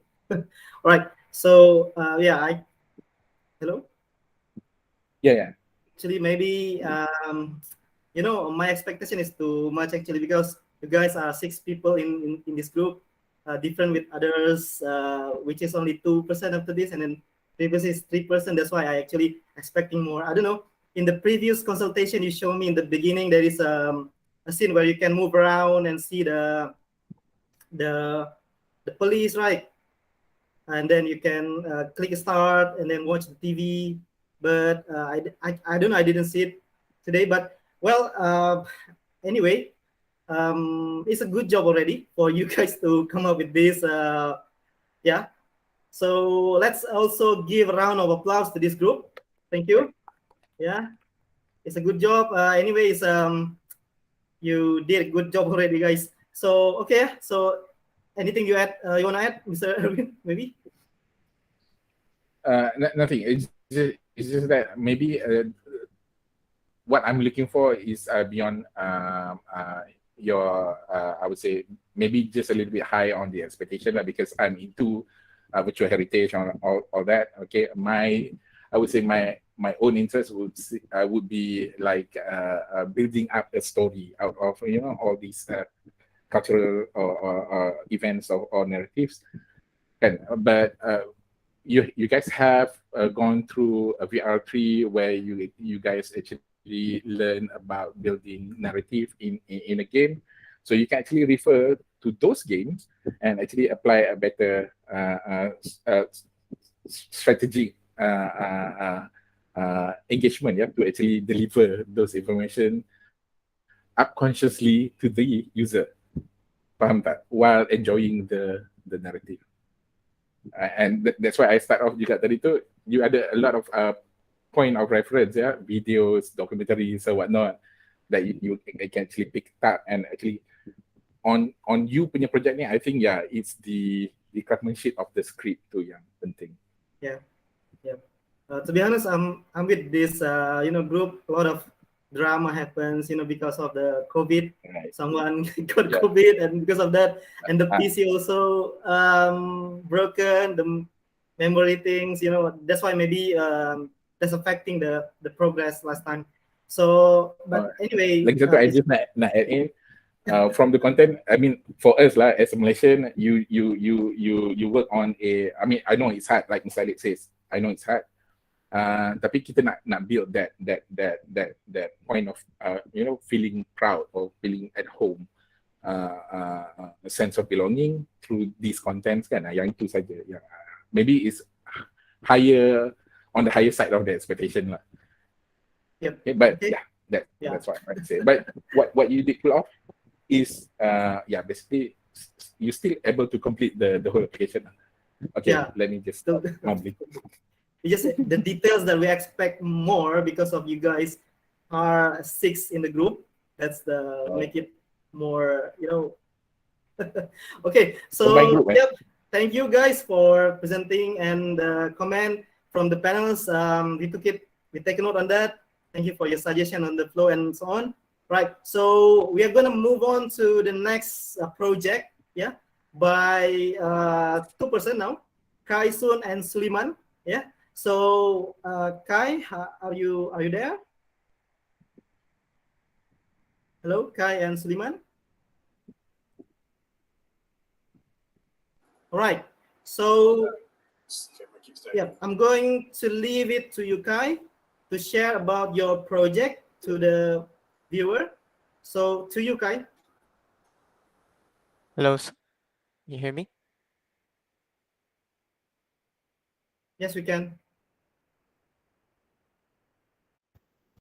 Okay. Good evening to everyone. Welcome to Group ISO, my group. And today we'll be presenting our final year project 2, which is known as Explore VR. Before that, I would like to introduce our members. So this group only consists of 2 members. That will be me, Sinkai Sun. I am the lead programmer for the Unity as well as the 3D environment asset designer. And also to help implementing the UI design from Sally here, and also finally the post-processing. Hello, my name is Sulaiman Mikael bin Johan. I am the 3D character asset modeler, character animator, the UI narrative designer, and also the sound designer for the project. And before we move into our project, we will show a short trailer about our project.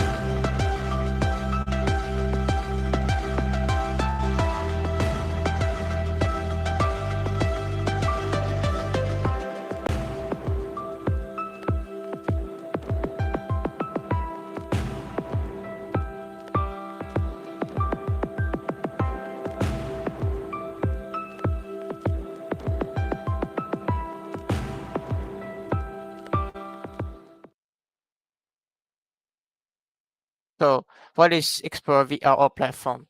So it is a virtual tour experience similar to like a museum, but we wanted to give a full tour. The user will be playing the role of a chemical engineer, which is a job that people will perform doing on the offshore platform rig. Commonly we know as oil rig, the short form. So the narrative is that you play as a university students, that you're going to internship, and so you're interested in this particular career, which is to work on the offshore platform or rig. And so this entire application is designed to give you a virtual tour experience, like a virtual trip. Now the problem we're trying to solve for is that students starting from the sekolah menengah or secondary school, they will have to choose between several career paths, either for a science stream, art stream, or business stream. And so during that time, they have less exposure to lack of access to these STEM educations such as museums or job career expositions. And so they don't know about these careers or these jobs exist. They could be interesting. For example, other than all rigs are such as like astronomy or doctors, or even such as like us right now, VR designers, because not a lot of people know that actually VR education is available in Malaysia. And from an industrial perspective, it's also saves them the cost because they don't need to actually plan out a whole organization and the logistics for them to bring these visitors to their official site to visit. So it becomes like a win-win situation from both sides. So our objective for this application is to let them to understand and to be interested in this career path. And one example we use right now is the oil rig. particularly the chemical engineer. So wanted to approach the science of the STEMs. So our target audience, as I mentioned, are students from 13 to 15 years old. These are Form 1 to Form 3 students in secondary school. This is before they give them the choice to pick up any streams afterwards during to Form 4 and Form 5, or 17 or 18 afterwards. It also provides the line for them to go to university afterwards. So we want to start from the bottom. The application is kind of very simple flow. So we provided 2 sections for them, or 2 levels. The first section or level will provide them the tour experience. This is just a simple museum, visit like a museum. So they will visit some of the sites or some of the locations that are on the ORIC.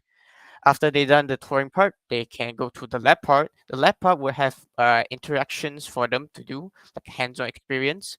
This is more to what a chemical engineer will actually do on an actual ORIC. So they can choose which one they have, but if the storyline is continuing, they can continue after they've done the tour. So these are the buttons are just the interaction that they will have to do. And so without further ado, we'll go to the walkthrough itself. This is a short walkthrough, there's no commentary.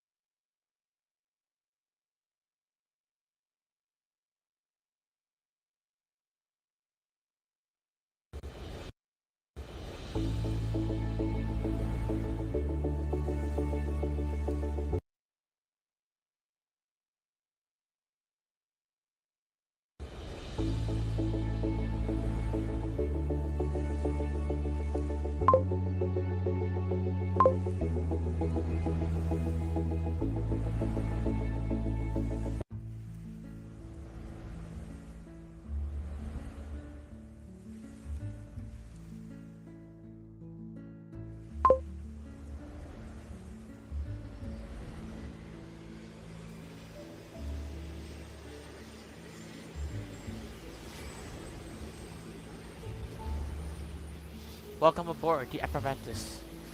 I'm Alan, Chief Operation Officer of this platform. Before we begin our tour, I would like to brief you about the safety precautions and protocols that you should follow while on board.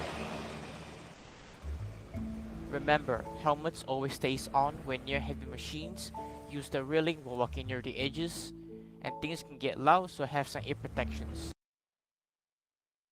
Sorry. Apologies, I think there's some internet connection problems. I'll share the entire YouTube video instead.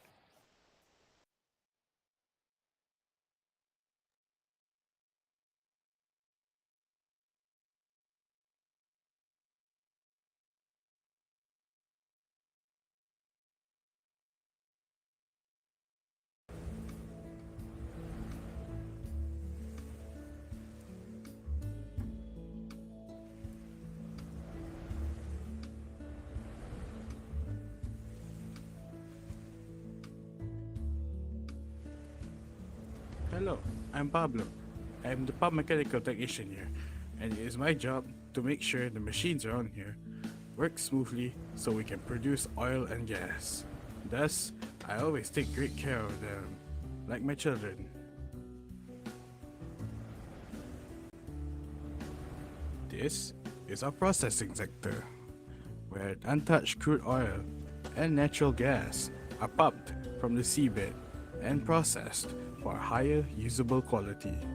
We then pump or store them back to the mainland to be used for cars or manufacturing. Today we're going to take some oil samples. Okay. From the wells all the way up to here, 7,000 feet, and we get to sample it right here. So this is farm fresh? This is as fresh as it gets. I want to see this. You want to see this? Okay, Well, I haven't seen any actual oil. So this is the flow line we're going through. Open that up carefully. And our goal is to get about that much oil. Oh, there's something coming out. Yeah, I see. This is actually oil straight from the well, pretty much. You are the first person to handle that oil right there. In millions of That years. oil has never been handled by a human.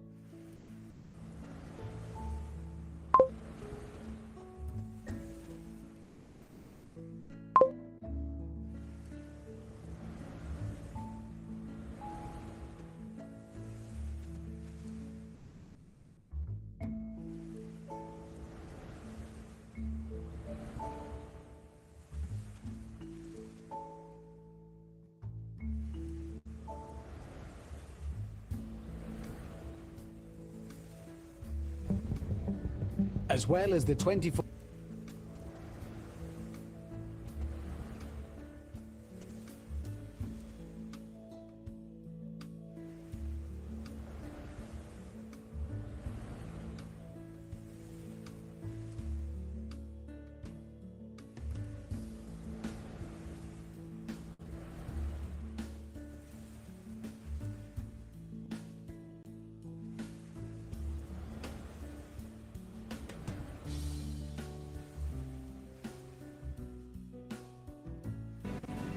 Running this incredible city is a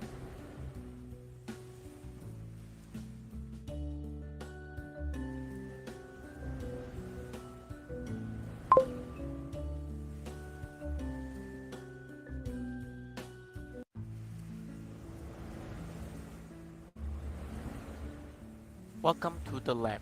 Here, we will conduct a quality check on our products, which is crude oil at this point. We will check for the water percentage using the centrifuge, which spins to separate them. So hold this up, pour this in here. Yes. And what are we going to be looking for? Then we're looking for water content. We expect to see a little bit at the bottom. They go into the machine, the centrifuge right over here. Close the machine, turn the dial, and let it go for about 4 minutes.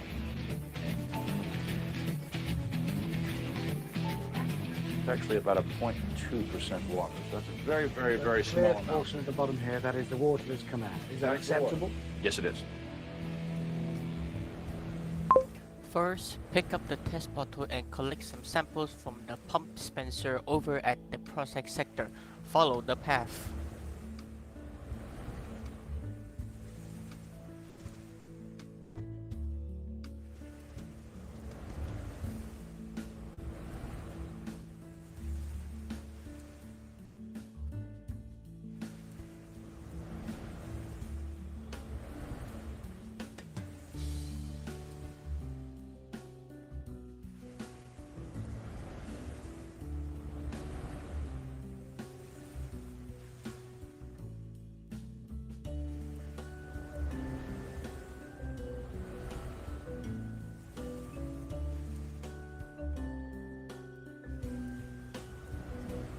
First, pick up the test bottle.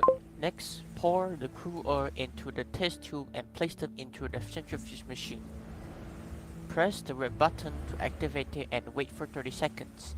It is done when it stops spinning.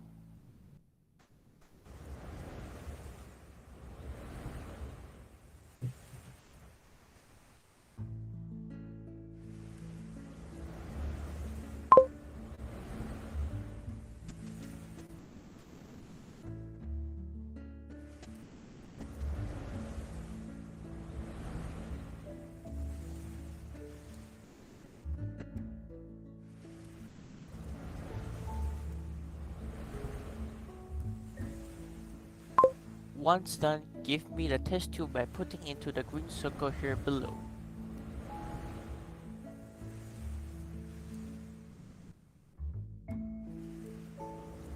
Alright, so that was our experience for today. You can go back to rest or continue to explore the place to learn more. We hope you enjoyed this little experiment and have fun.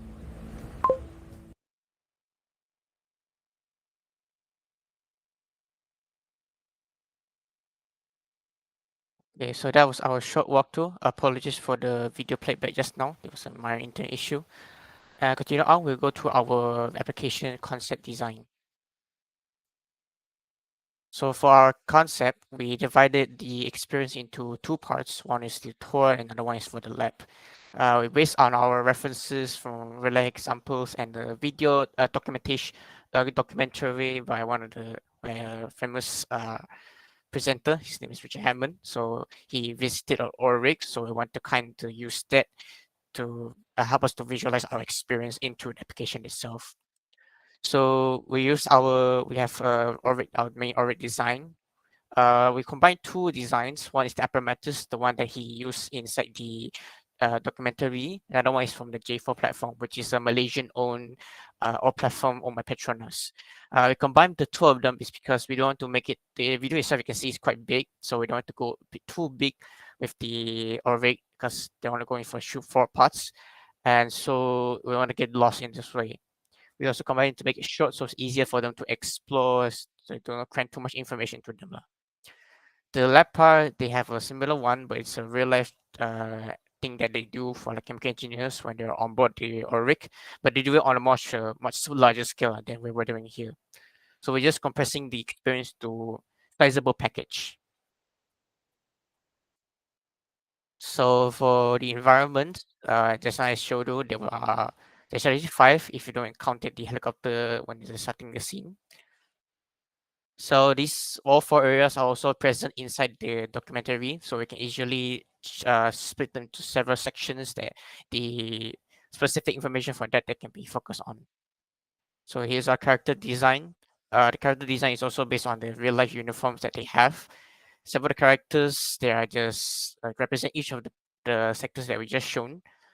Except for Mr. Allen here, you can see he has a yellow hat too, because he's like the chief, so trying to distance himself from the others. Interaction wise, it's quite basics. In the tour part, there's no much interaction because they're just simple learning the already itself. So there's only like text to dialogues, informations, and video examples. Most of the interaction are inside the laboratory level. So this is where they get to touch things, they get to grab stuff, they get to spin and reject chips. Lastly, without interaction, of course, I have to talk about the UI. So the UI helps to get the players to 7 parts of the place. The story video is show is the minimap function. So that one will change depending on which floor they are to easily visualize the certain section that they're going to do. But the UI text does tell them where to go afterwards. So it should be navigatable for new players, even for new people who've never tried VR. So that is for our applications. I hope the presentation was understandable enough. Thank you. Okay. Good presentations by Kai and Suleiman. Now, I would like to invite Mr. Alit and Mr. Erwin to comment on this project. So this is basically educational simulations project VR. Yeah. I think I just have like a few words. Alit, you know, go first. Sure. Yeah, I think it's really interesting. The concept of it, you know, the value proposition of and what the problem it wants to solve is very, very interesting. If this was a product, for sure there's a market for it. But there are a few questions I have, probably not so much as feedback, but just questions and curiosity to both Sin, Kai, and Suleiman. So you said the interactivity part was pretty basic. Could you explain a bit more why? So what I meant by that is that for this, you see the floor, there's 2 levels, the tour and the lab. The touring part, there's not much for the players to interact with. They are only the NPCs, such as because they just it's like a museum. They're a guy talking about this part, what did this part do, what does his job does, and so it's mostly just a person explaining. So the player is just standing there watching what he's doing. So it's like kind of like a basic video or a normal museum tour. So there's not much the player can do other than interact the dialogues with the NPC. Most of the things that the player can do, like grabbing stuff or they have free to go around, so any things are in the lab part where they have more get to grab stuff or something. So that's what I meant by kind of basic for the tour part. Yeah, because then when you pick the lab, it was the what was it, the oil and water test, right? Like, what was the reason you picked that? Like, I'm guessing if from the documentary, he must have done a lot of things there, right? Like in the reference that you called out, Richard Hammond. Yeah, he's from Top Gear. He's very famous. And I would assume if he flew all the way out to the ocean to check out this big space, he must have done a lot more than that. But again, my question is why that specific thing that you focused on versus something else from an interactivity standpoint? Okay, so going back to our main objective, which is to pursue them or interested into a STEM career. So we want to specifically focus on the science part. Now in Malaysia, if you want to get an ORIG job, it's usually is to study, have a degree in oil and gas understanding. So this should be in university. So from that part, we want them to focus on that particular path they can choose. So in this case, a chemical engineer, because that's the job they were going to do after they get the degrees. And we pick the kind of experiences who will be closest related to the real one they can do. For example, if you're a new guy, you don't have any chemical engineering experience. If you go to Ori, if they want to give you experiments, they will give you probably the one that you will understand and accomplish for you to both, and it's also safe for them to do for your based on your understandings.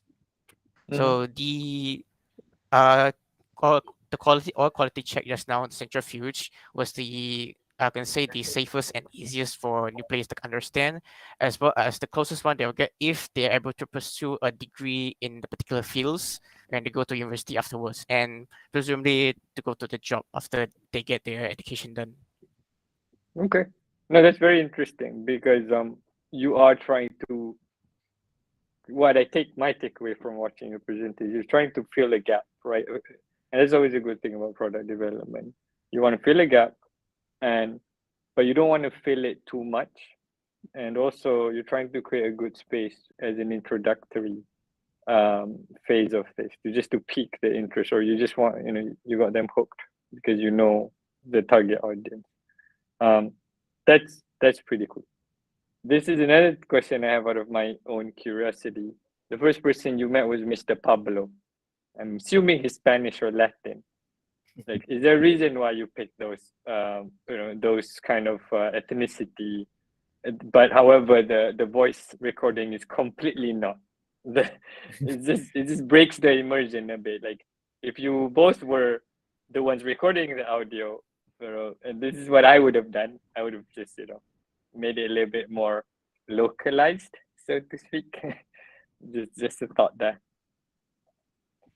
Other than that, I think it was really like I understood, like, okay, you get down from a helicopter and then you meet the chief and then you go down, you do a tour and then you do the experiment. And when you finish it, it's just done, right? Like you just finish the whole experience. Or did you think of a loop? Or was it a linear experience? So just now, one of the things they didn't show is that after they're done, there's actually another scene that we're working on, which is after they're done, they will leave the facility via helicopter. So it's basically just like the intro scene from the tour, but in reverse. So they're kind of like a better fare off lah. Because it doesn't, you see the flow just now is just them, if they visit, do the experiments, they didn't like leave or anything. So because a proper tour with them, you come, you've done the stuff, you can leave. So we want to give them the ending lah. We haven't finished that part yet because we're still working. We just finished working on some of the comments that we got previously from our lecturers, like some of the navigations and the UI. The interesting fact for Mr. Pablo is voiced by Mr. Sulaiman up there. I kind of leave all the like small tiny detail works to him, it's like the sound designs or like the voice line to him lah. Okay, it's Sulaiman's. All of them are his alter ego, I guess. Pretty cool. I don't want to hog the mic. I'm gonna pass it to Erwin to share his thoughts. Thanks. All right. We were discussing over our chat system. Mr. Alit. Initially it sounds interesting lah. You did provide enough, I would say, context to the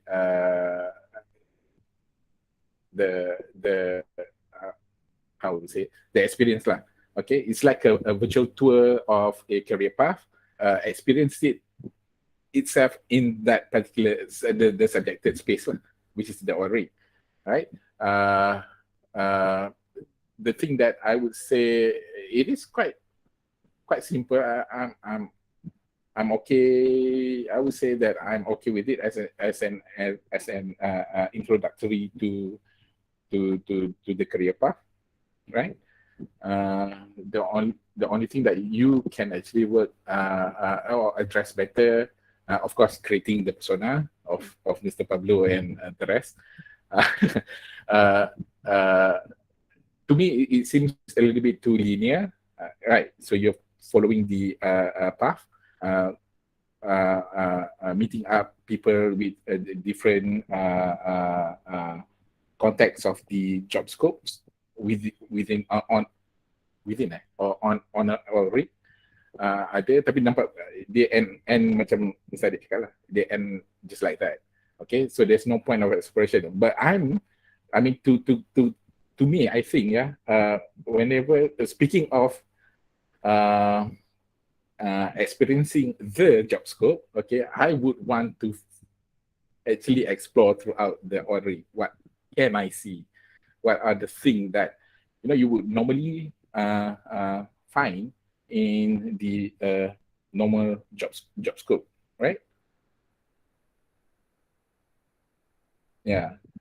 Okay, and then and I always hated if you would only portray textual context to explain things rather than actually simulating it. All right, you did that on a certain aspect of the like the chemical thing just now, because my screen now is too small. Yeah, I couldn't really identify whatever that you guys are actually doing. I couldn't pinpoint the details, but you get what I'm going to say, right? So there is a sense of activity where you need to do something and actually return back to the it's like doing a quest, right? In reference to a game, but yeah, it seems interesting, but I always wanted something more out of that experience, lah. Okay, but I think what you've done, you guys, both of you have done for the project, I think it's still good enough. It's still interesting, right? Yeah, but I would really love it if you explore the whole Ulrich much more. I mean, we will be able to actually see from different perspective, different view of the world that we are in at that point, right?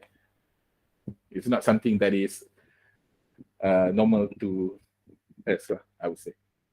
Right? I think I would say it's quite straightforward. There's nothing more that I would. Yeah, having the pathfinding that direct your user to each interactive points too.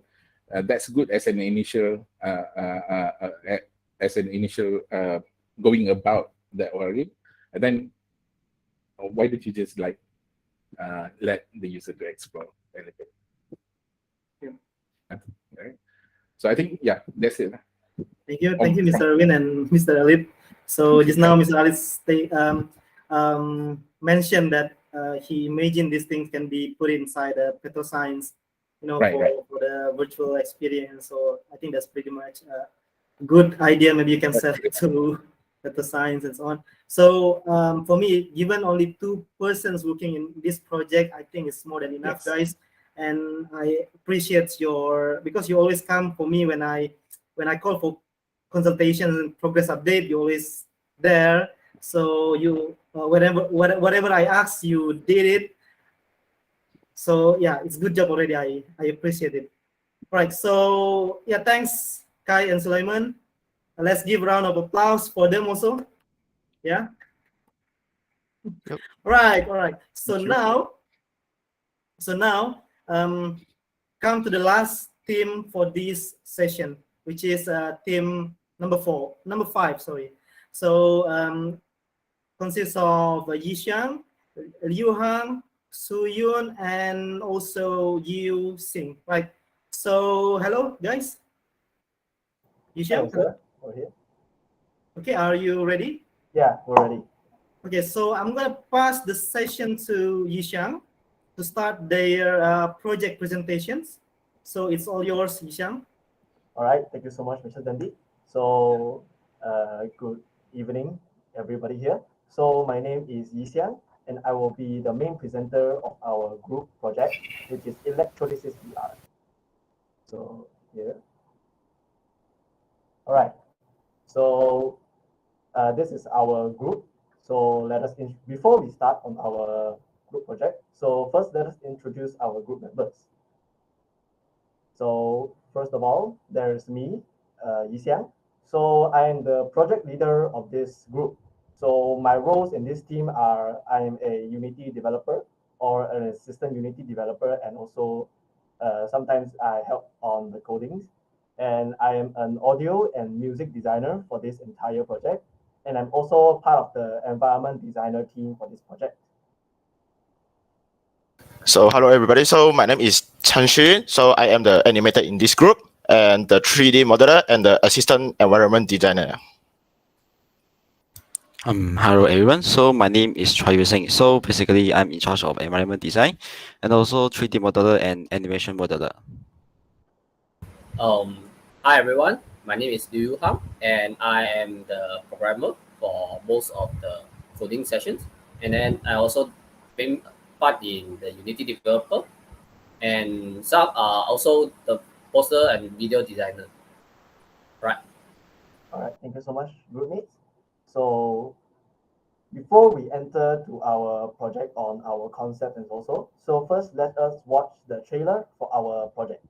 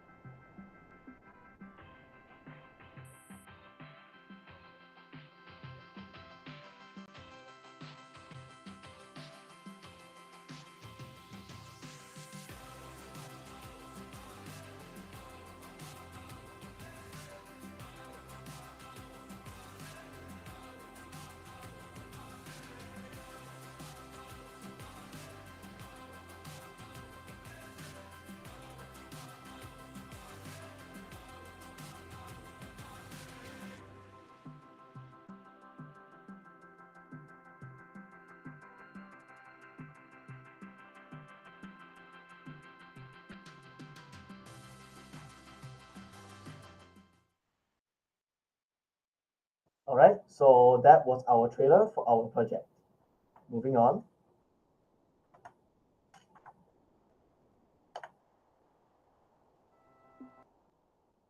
All right, so we are now at the table of contents for our project. So we have split our entire presentation into three parts. The first part being the introduction, where we explain about our concept, problem solutions, and also the flowchart. So the second part will be our video, which is a walkthrough video of our project. So, and finally, we will discuss about our design and also concept board for our characters, models, and also environment design. So coming to the first part, the introduction. So before we go any further, so we first need to understand what is the main focus of our group. So our group name is called Electrolysis VR. So of course, the main focus that we choose is electrolysis. And specifically, the electrolysis subject that secondary Form 5 students will study. They are taking chemistry, of course. So for example, as a Form 5 student, like and now currently, so if they pick up chemistry, they will able to tackle one of the subjects or one of the topics inside the book, and the book name is electrolysis, or the chapter name is electrolysis. So what is electrolysis? So first we need to understand. So electrolysis is the chemical decomposition produced by passing an electric current through a liquid or a solution containing ions. So in our projects, or in our project sense, so the chemical that we are using for electrolysis in this project is called a lead-2 bromide. So lead-2 bromide consists of positive and also negative ions. So through the process of electrolysis, the lead-2 bromide will be broken down into lead and also bromide. So this is what we're trying to tackle. So moving on to the understanding of the problems and solutions that we're trying to solve. So first off, the problem that we met when we are developing is that the students are unable to find a safe experiment to conduct their experiments when the school is closed. So this project was firstly developed during the COVID period, or when it is at its peak. So a lot of schools are closed during that time. So this became one of the problems for the students, that they cannot like actually physically attend their chemistry experiments and can only rely on theory to understand their subjects. So our solution to tackle this problem is to provide a virtual laboratory for the users by replicating or referencing a real-life laboratory and make it into a 3D version in our Unity lab for the students to use. So next up, the second problem that we meet is that the students are not given the opportunity to conduct the experiment at school if they have the chance, due to the limitation of available resources such as apparatus. So talking from a student perspective, so most of the times when we do experiments, sometimes the material that needed to do or the main, sometimes like the main substance isn't available or is not enough for everyone to do the experiment. So not everyone can fully experience the entire project by themselves. So the solution to tackle this is that we can provide the students with the apparatus and also materials needed as a 3D interactable object that they can use to conduct the experiment inside this application. So the third problem is that students, even though they can conduct the experiment, they are not able to fully absorb the knowledge of the experiment. So to elaborate further on this, so like sometimes the student will lose focus during the experiment, like for various reasons. Maybe their friends like to tell them to chit chat and etc. etc. So they are not able to fully understand and also fully absorb the knowledge of the experiment that they are conducting. So the solution that we propose is to provide Mr. Formula inside the game as an interactive virtual assistant to guide the students along the way of this application. So he will act as a personal guide so that the students will know what to do and also how to do it. So moving on, so this is our flow chart of the level design of the stages. And now we'll move on to the next part, which is the video walkthrough.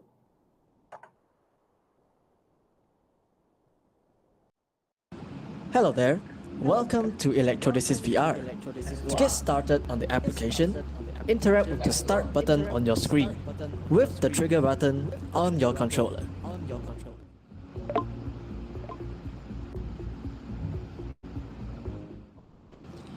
Hello there. Welcome to the lesson area. I hope you are ready for the lesson that you are about to learn. In this level, you will learn about the basic of electrolysis.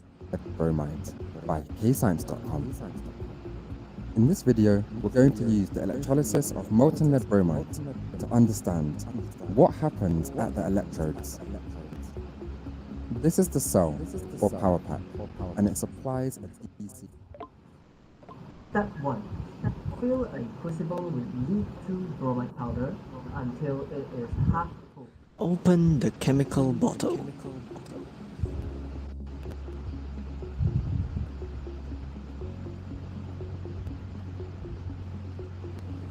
First off, grab the tablespoon.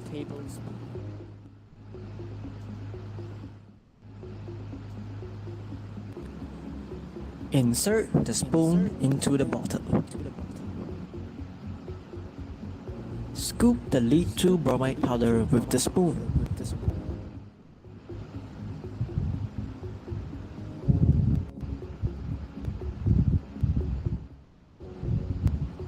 Close back the chemical bottle.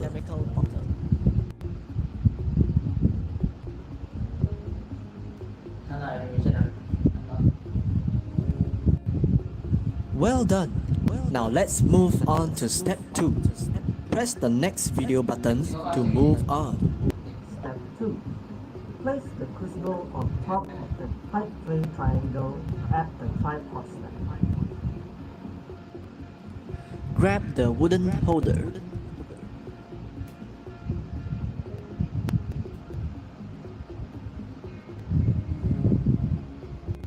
By using the wooden holder, pick up the crucible. Place the crucible on top of the tripod stand.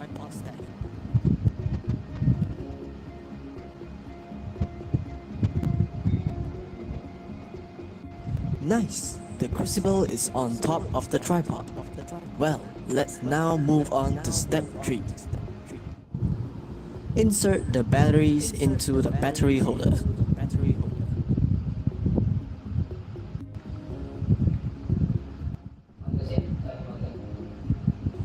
Place the connecting wires into their respective conductors, such as the switch and the bulb.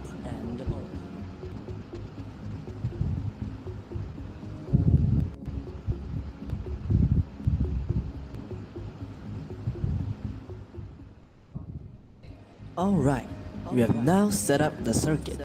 Now, let us move on to step 4. The lead-2 bromide powder until it melts. Pick up and place the Bunsen burner under the tripod stand.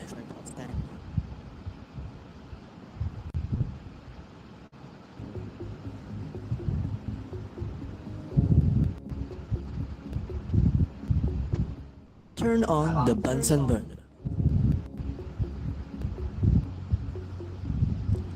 Wait for a while for the lead-2 bromide powder to melt into a molten solution. Great! Now the lead-2 bromide powder has melted into molten form.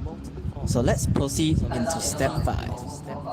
Dip the carbon electrodes into the molten lead-2 bromide and turn on the switch to complete the circuit.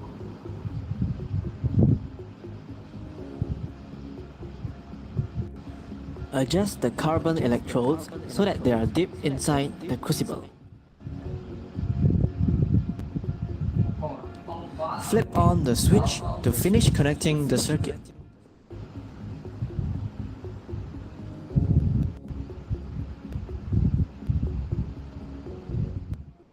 Good job!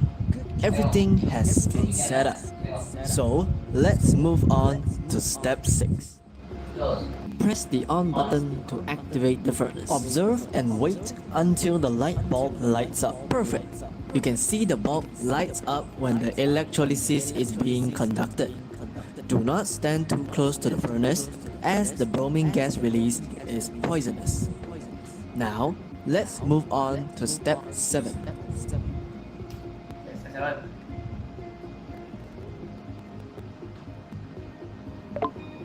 Step 7. After some time, turn off the switch and carefully pour the molten lead-2 bromide into a beaker. Press the off button to deactivate the furnace. Open the glass furnace. Close the Bunsen burner. Flip the switch off to disconnect the circuit.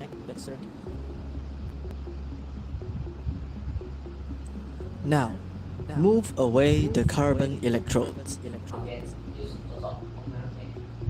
Pick up the wooden holder. Pick up the crucible on the tripod stand with the wooden holder. Pour the molten lead-2 bromide into a beaker.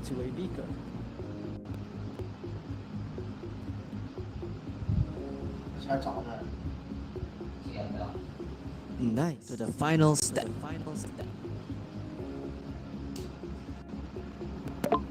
Step 8.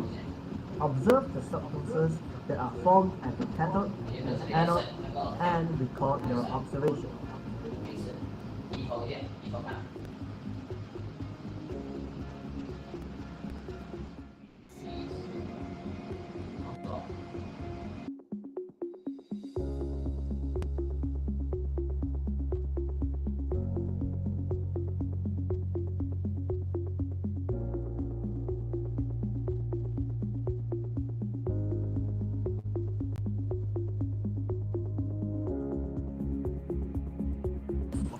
Are you satisfied with your results on the quiz? If you want to learn the lesson again, you can press the reset button to repeat the lesson again. If not, you can press the level button to proceed on to the next stage.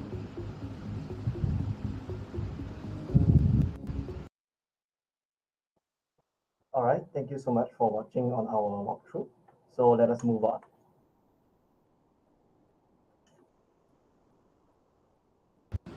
Hello there.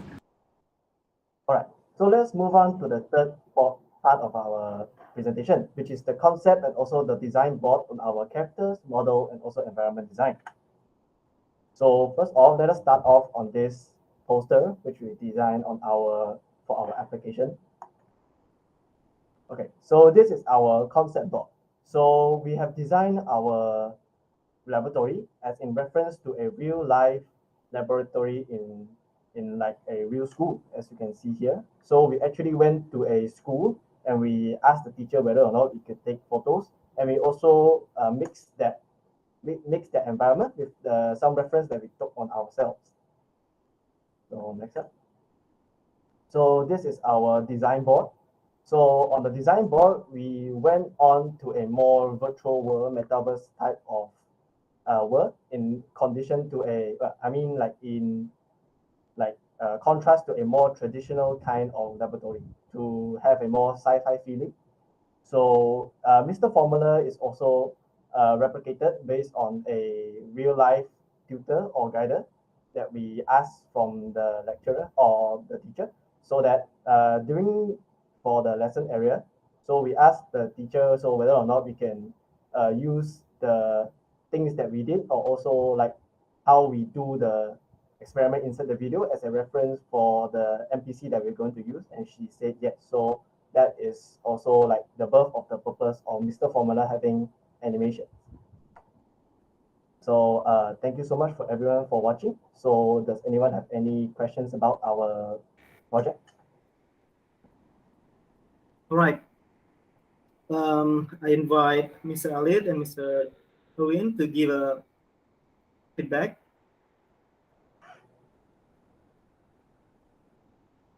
Yeah, Mr. Owen, maybe. Right, This is yeah.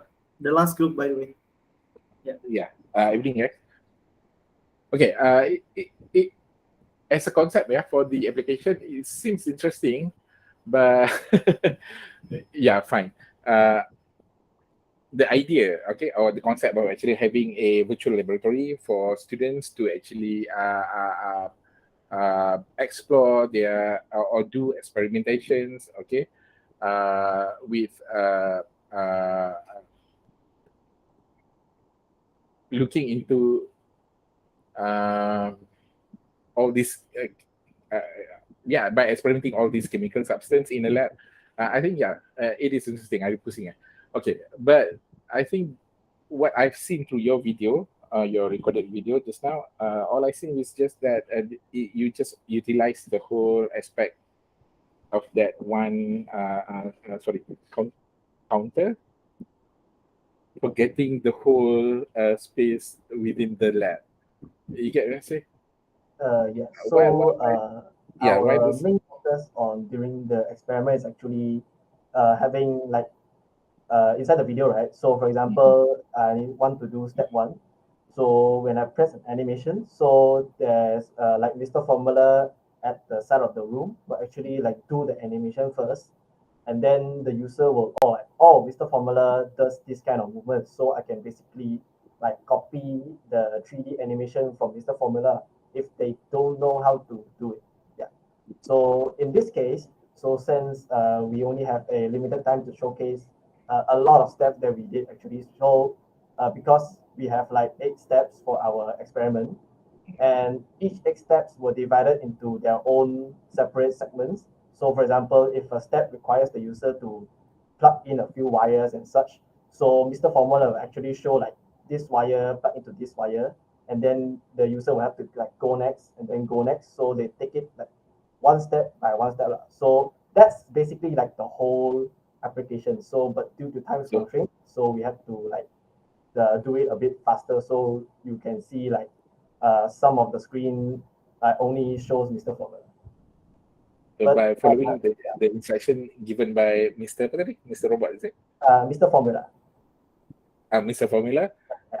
So the experiment will never go wrong, it helps to minimize lah. So for example, by go wrong, I set an example lah. So go wrong, maybe like the wire they plug wrong, right?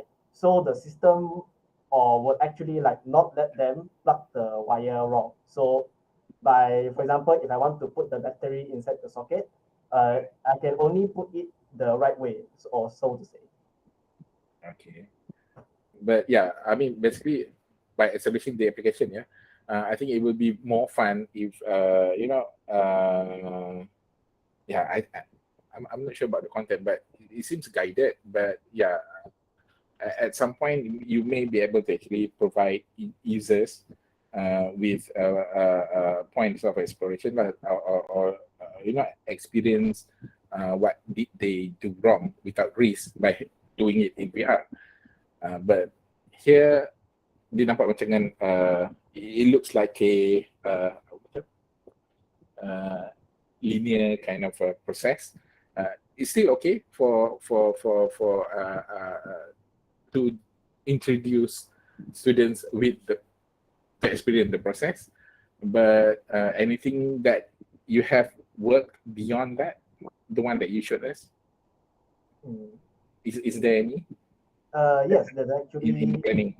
there's actually more levels to this, but due to the less development time that we have, so we only are able to produce like the main focus of our application, which is the lesson and also experiment part. So there's actually more parts, which is one part is that Mr. Formula will guide the user on like a tour around the lab, and also like tell them about the rules and also regulation on what they can do, on what they cannot do. So that was planned for one level, and the other level was that the users are able to conduct the experiment on themselves. So the main focus on our application is that the students will learn how to do this experiment. So in this lesson area, they were guided, so they aren't actually like fully know how to do like only see and do. So that's why we have another level where they will try to do it by themselves, and when they need help, only they ask for help from Mr. Formula. So yeah, I think the concept of the whole application too, it's interesting lah. But the way you execute it, maybe yeah, it brings down the level of interest to it just a little bit, or fun too. Having the whole space of the lab and you dia nampak macam everything looks focused in to be in that particular space or box. Yeah, to me, I think I find it macam limiting the whole process of experimenting. Okay, so the context is good. The concept is good. The context too macam a little bit off. But I do really understand the whole process of being in a laboratory, right? But yeah, I think Mr. Ali can address that better. Mr. Ali, do you have any say on that? I think if I could summarize my thoughts is gamification. Gamification is the word yeah. I would look for, right? Because I understand that your recording had issues with hardware, so it's it's a bit choppy. But regardless, if you are going to use that space of the focus of the area that was really tight, then I get a sense of like, yeah, you do want the experience to be there. If there was something happening in another place, sure, guide them there. However, it's so mundane of doing one by one by one by one. I don't. Maybe if I was in the VR space, I would feel a little bit better. But again, there's no player feedback in terms of like you said, right? The user will never do anything wrong. It was so guided and so walled that the user will not do anything wrong, which is not too bad. However, because of that, you could easily tip into a point where it gets so monotone and boring.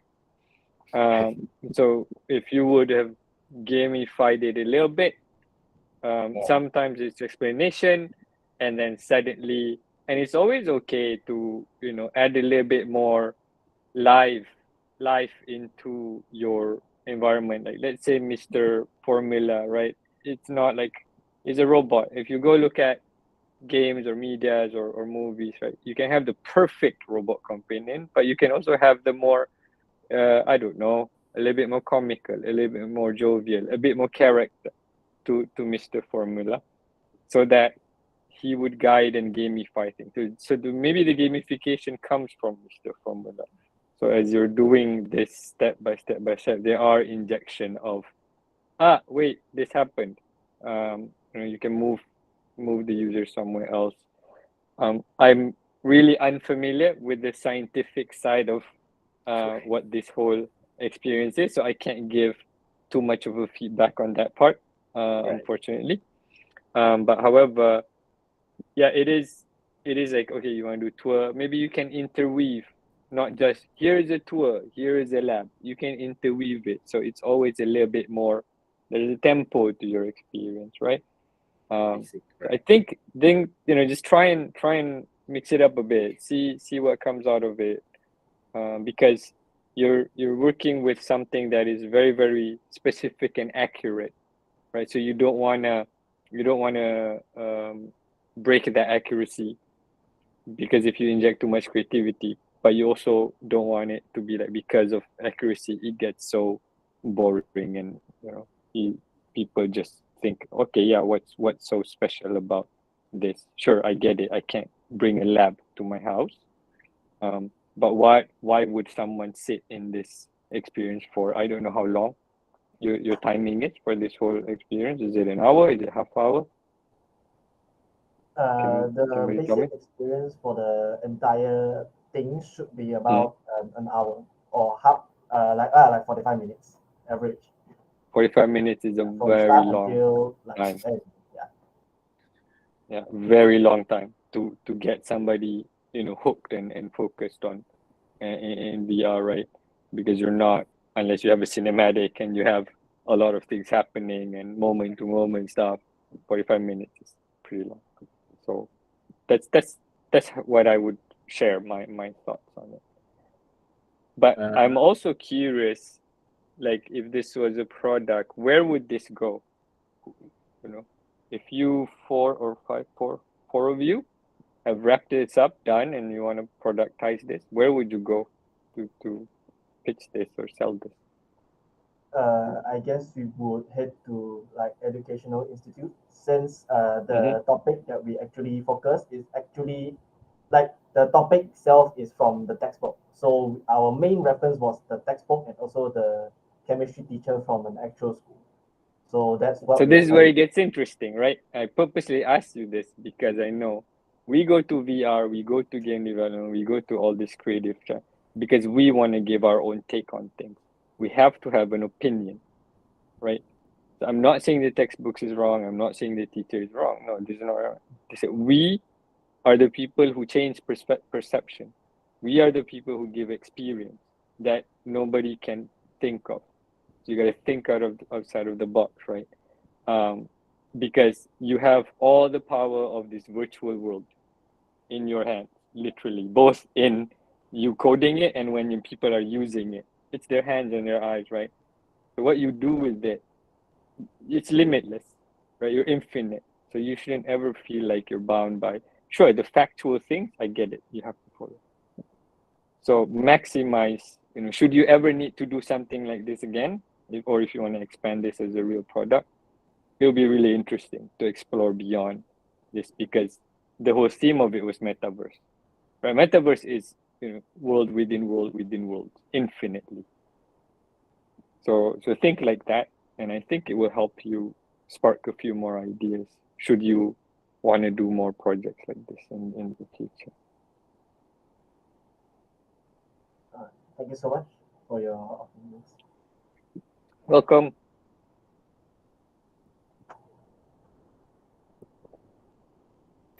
Okay. Right. Trying not to actually end it at a macam sad punya mood.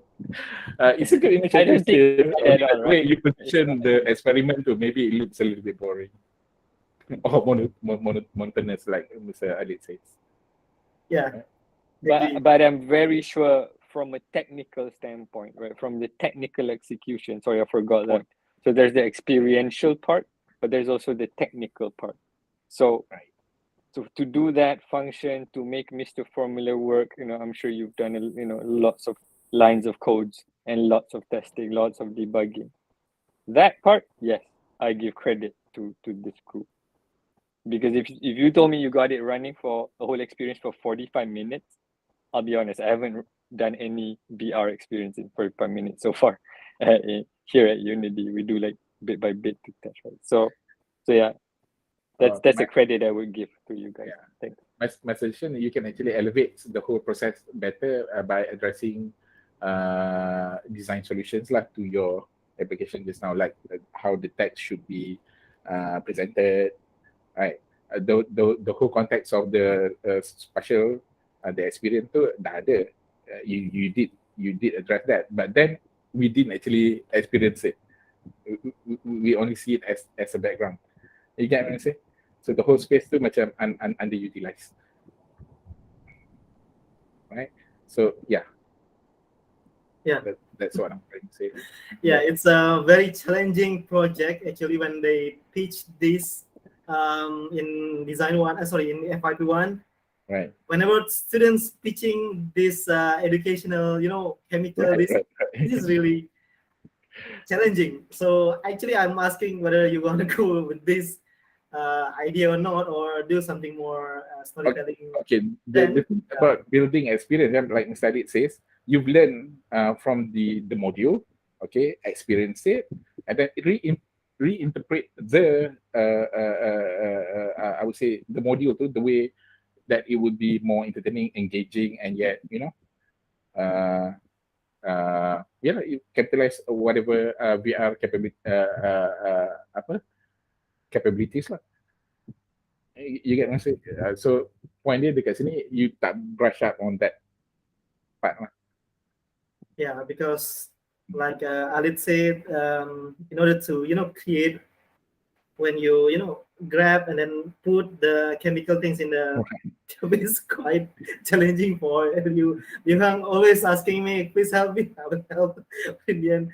Right. So given that, I think that's enough for your degree project, right? Because you face this challenge. I said before, if I won, I told you guys this is going to be a challenging project, a lot of technical stuff you need to do, because in order to simulate the real experience, in the real life, you can pour the chemical and so on. It's really, and then after that part, technical part, and another one, you need to think about the gamification, how to make it fun and more. It's wow, yeah.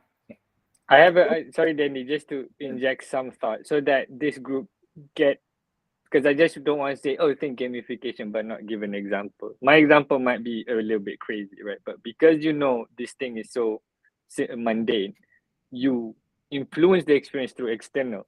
So imagine you have to do it on a spaceship that's taking off, or you have to fight against time, or something there. That's what gamification means, right? Like, you can go crazy because you're in a metaverse where you're doing it in front of a virtual 5 million people, like the Fortnite kind of style, where you're in a stadium and you're on like a TED Talk show where people really wanna. So when you're pouring, you get the crowd going like, whoa, those kind of stuff. That's the experiential gamification. Maybe my example or idea is a little bit crazy, but that's how we as creatives and devs can think.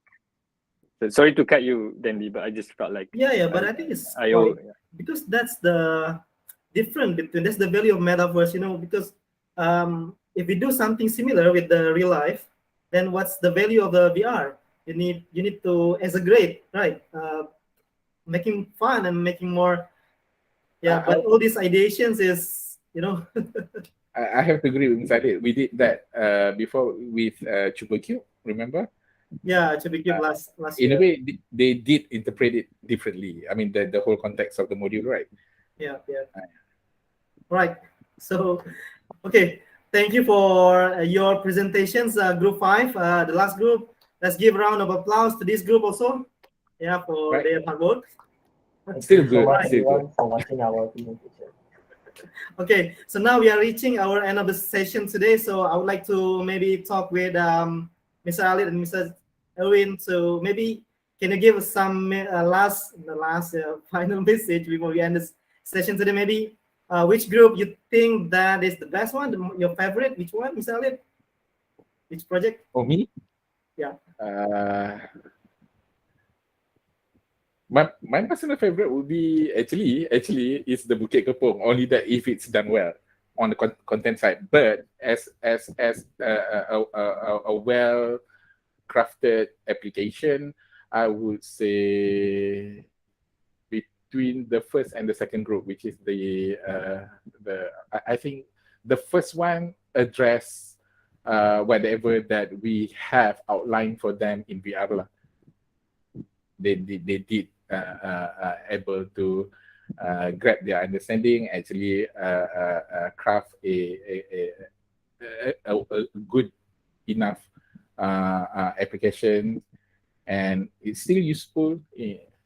And I think that's what I'm going to say. That's All it. right, That's thank you. Then, Mr. Alit, which one your favorite? This is tricky. Because I really don't want to choose. But I think, in all fairness, there were wins in everything that I saw based on values of, like Erwin said, like the first one, because I'm not aware of what was the framing of the group's assignment. But I also look at it from the experiential part, the productization part, and I look at it from the lens of the industry. Like, if I was imagining if all of this group was sitting with me in Unity, right? All of you presenting to me, and you all are the juniors who just join. And this is how we do it here, actually. Like for our team, we don't tell our team what to do. We let them pitch to us. Because we develop products, right, in technology. And when I look at it from that lens, every single one has a path to become a fully fledged product with a very strong value proposition. And at the end of the day, it's a lack of execution, right? It's not a lack of idea. It's not a lack of passion. I can sense how much effort people or the teams put into this. So I would say, when we take a step back and when all of you who presented today are gonna look back at this, and you see, like, actually there are certain things that work really well, right? And there are certain things that maybe you just can't fix as well. That's just the reality of development, right? Like either hardware limitation or time limitation or scope.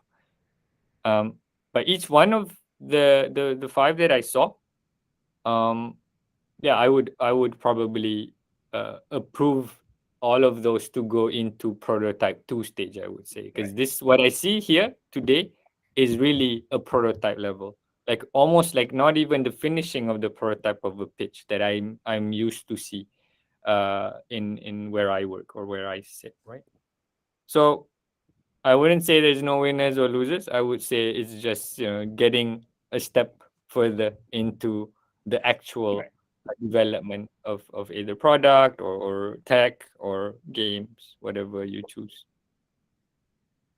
All right, thank you. Yeah, I also agree with this, quote. I used to like this quote. Many people can come up with an idea, but only one person can execute the idea, right? So a lot of people can come up with a good idea in this world, but if you don't do it, if you don't execute it, it is become useless, right?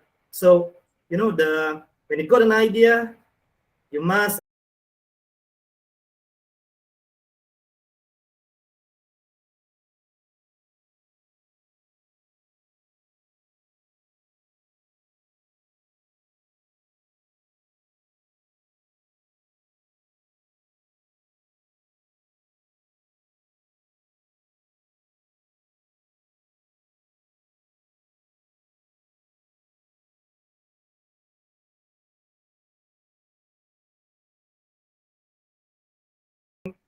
great, yeah. if you are interested, you can contact me. My email is dendi.permadi@mmu.edu.my, and also you can contact us through our faculty Instagram, website, and other social media. Again, it's a wonderful day to showcase our students' work. From me, Dendi here, representing the Faculty of Creative Multimedia and Multimedia University. We are really thank you and see you again next time. So yeah, bye-bye everyone. Thanks everyone. Bye. Take care. Jangan Bye. Bye.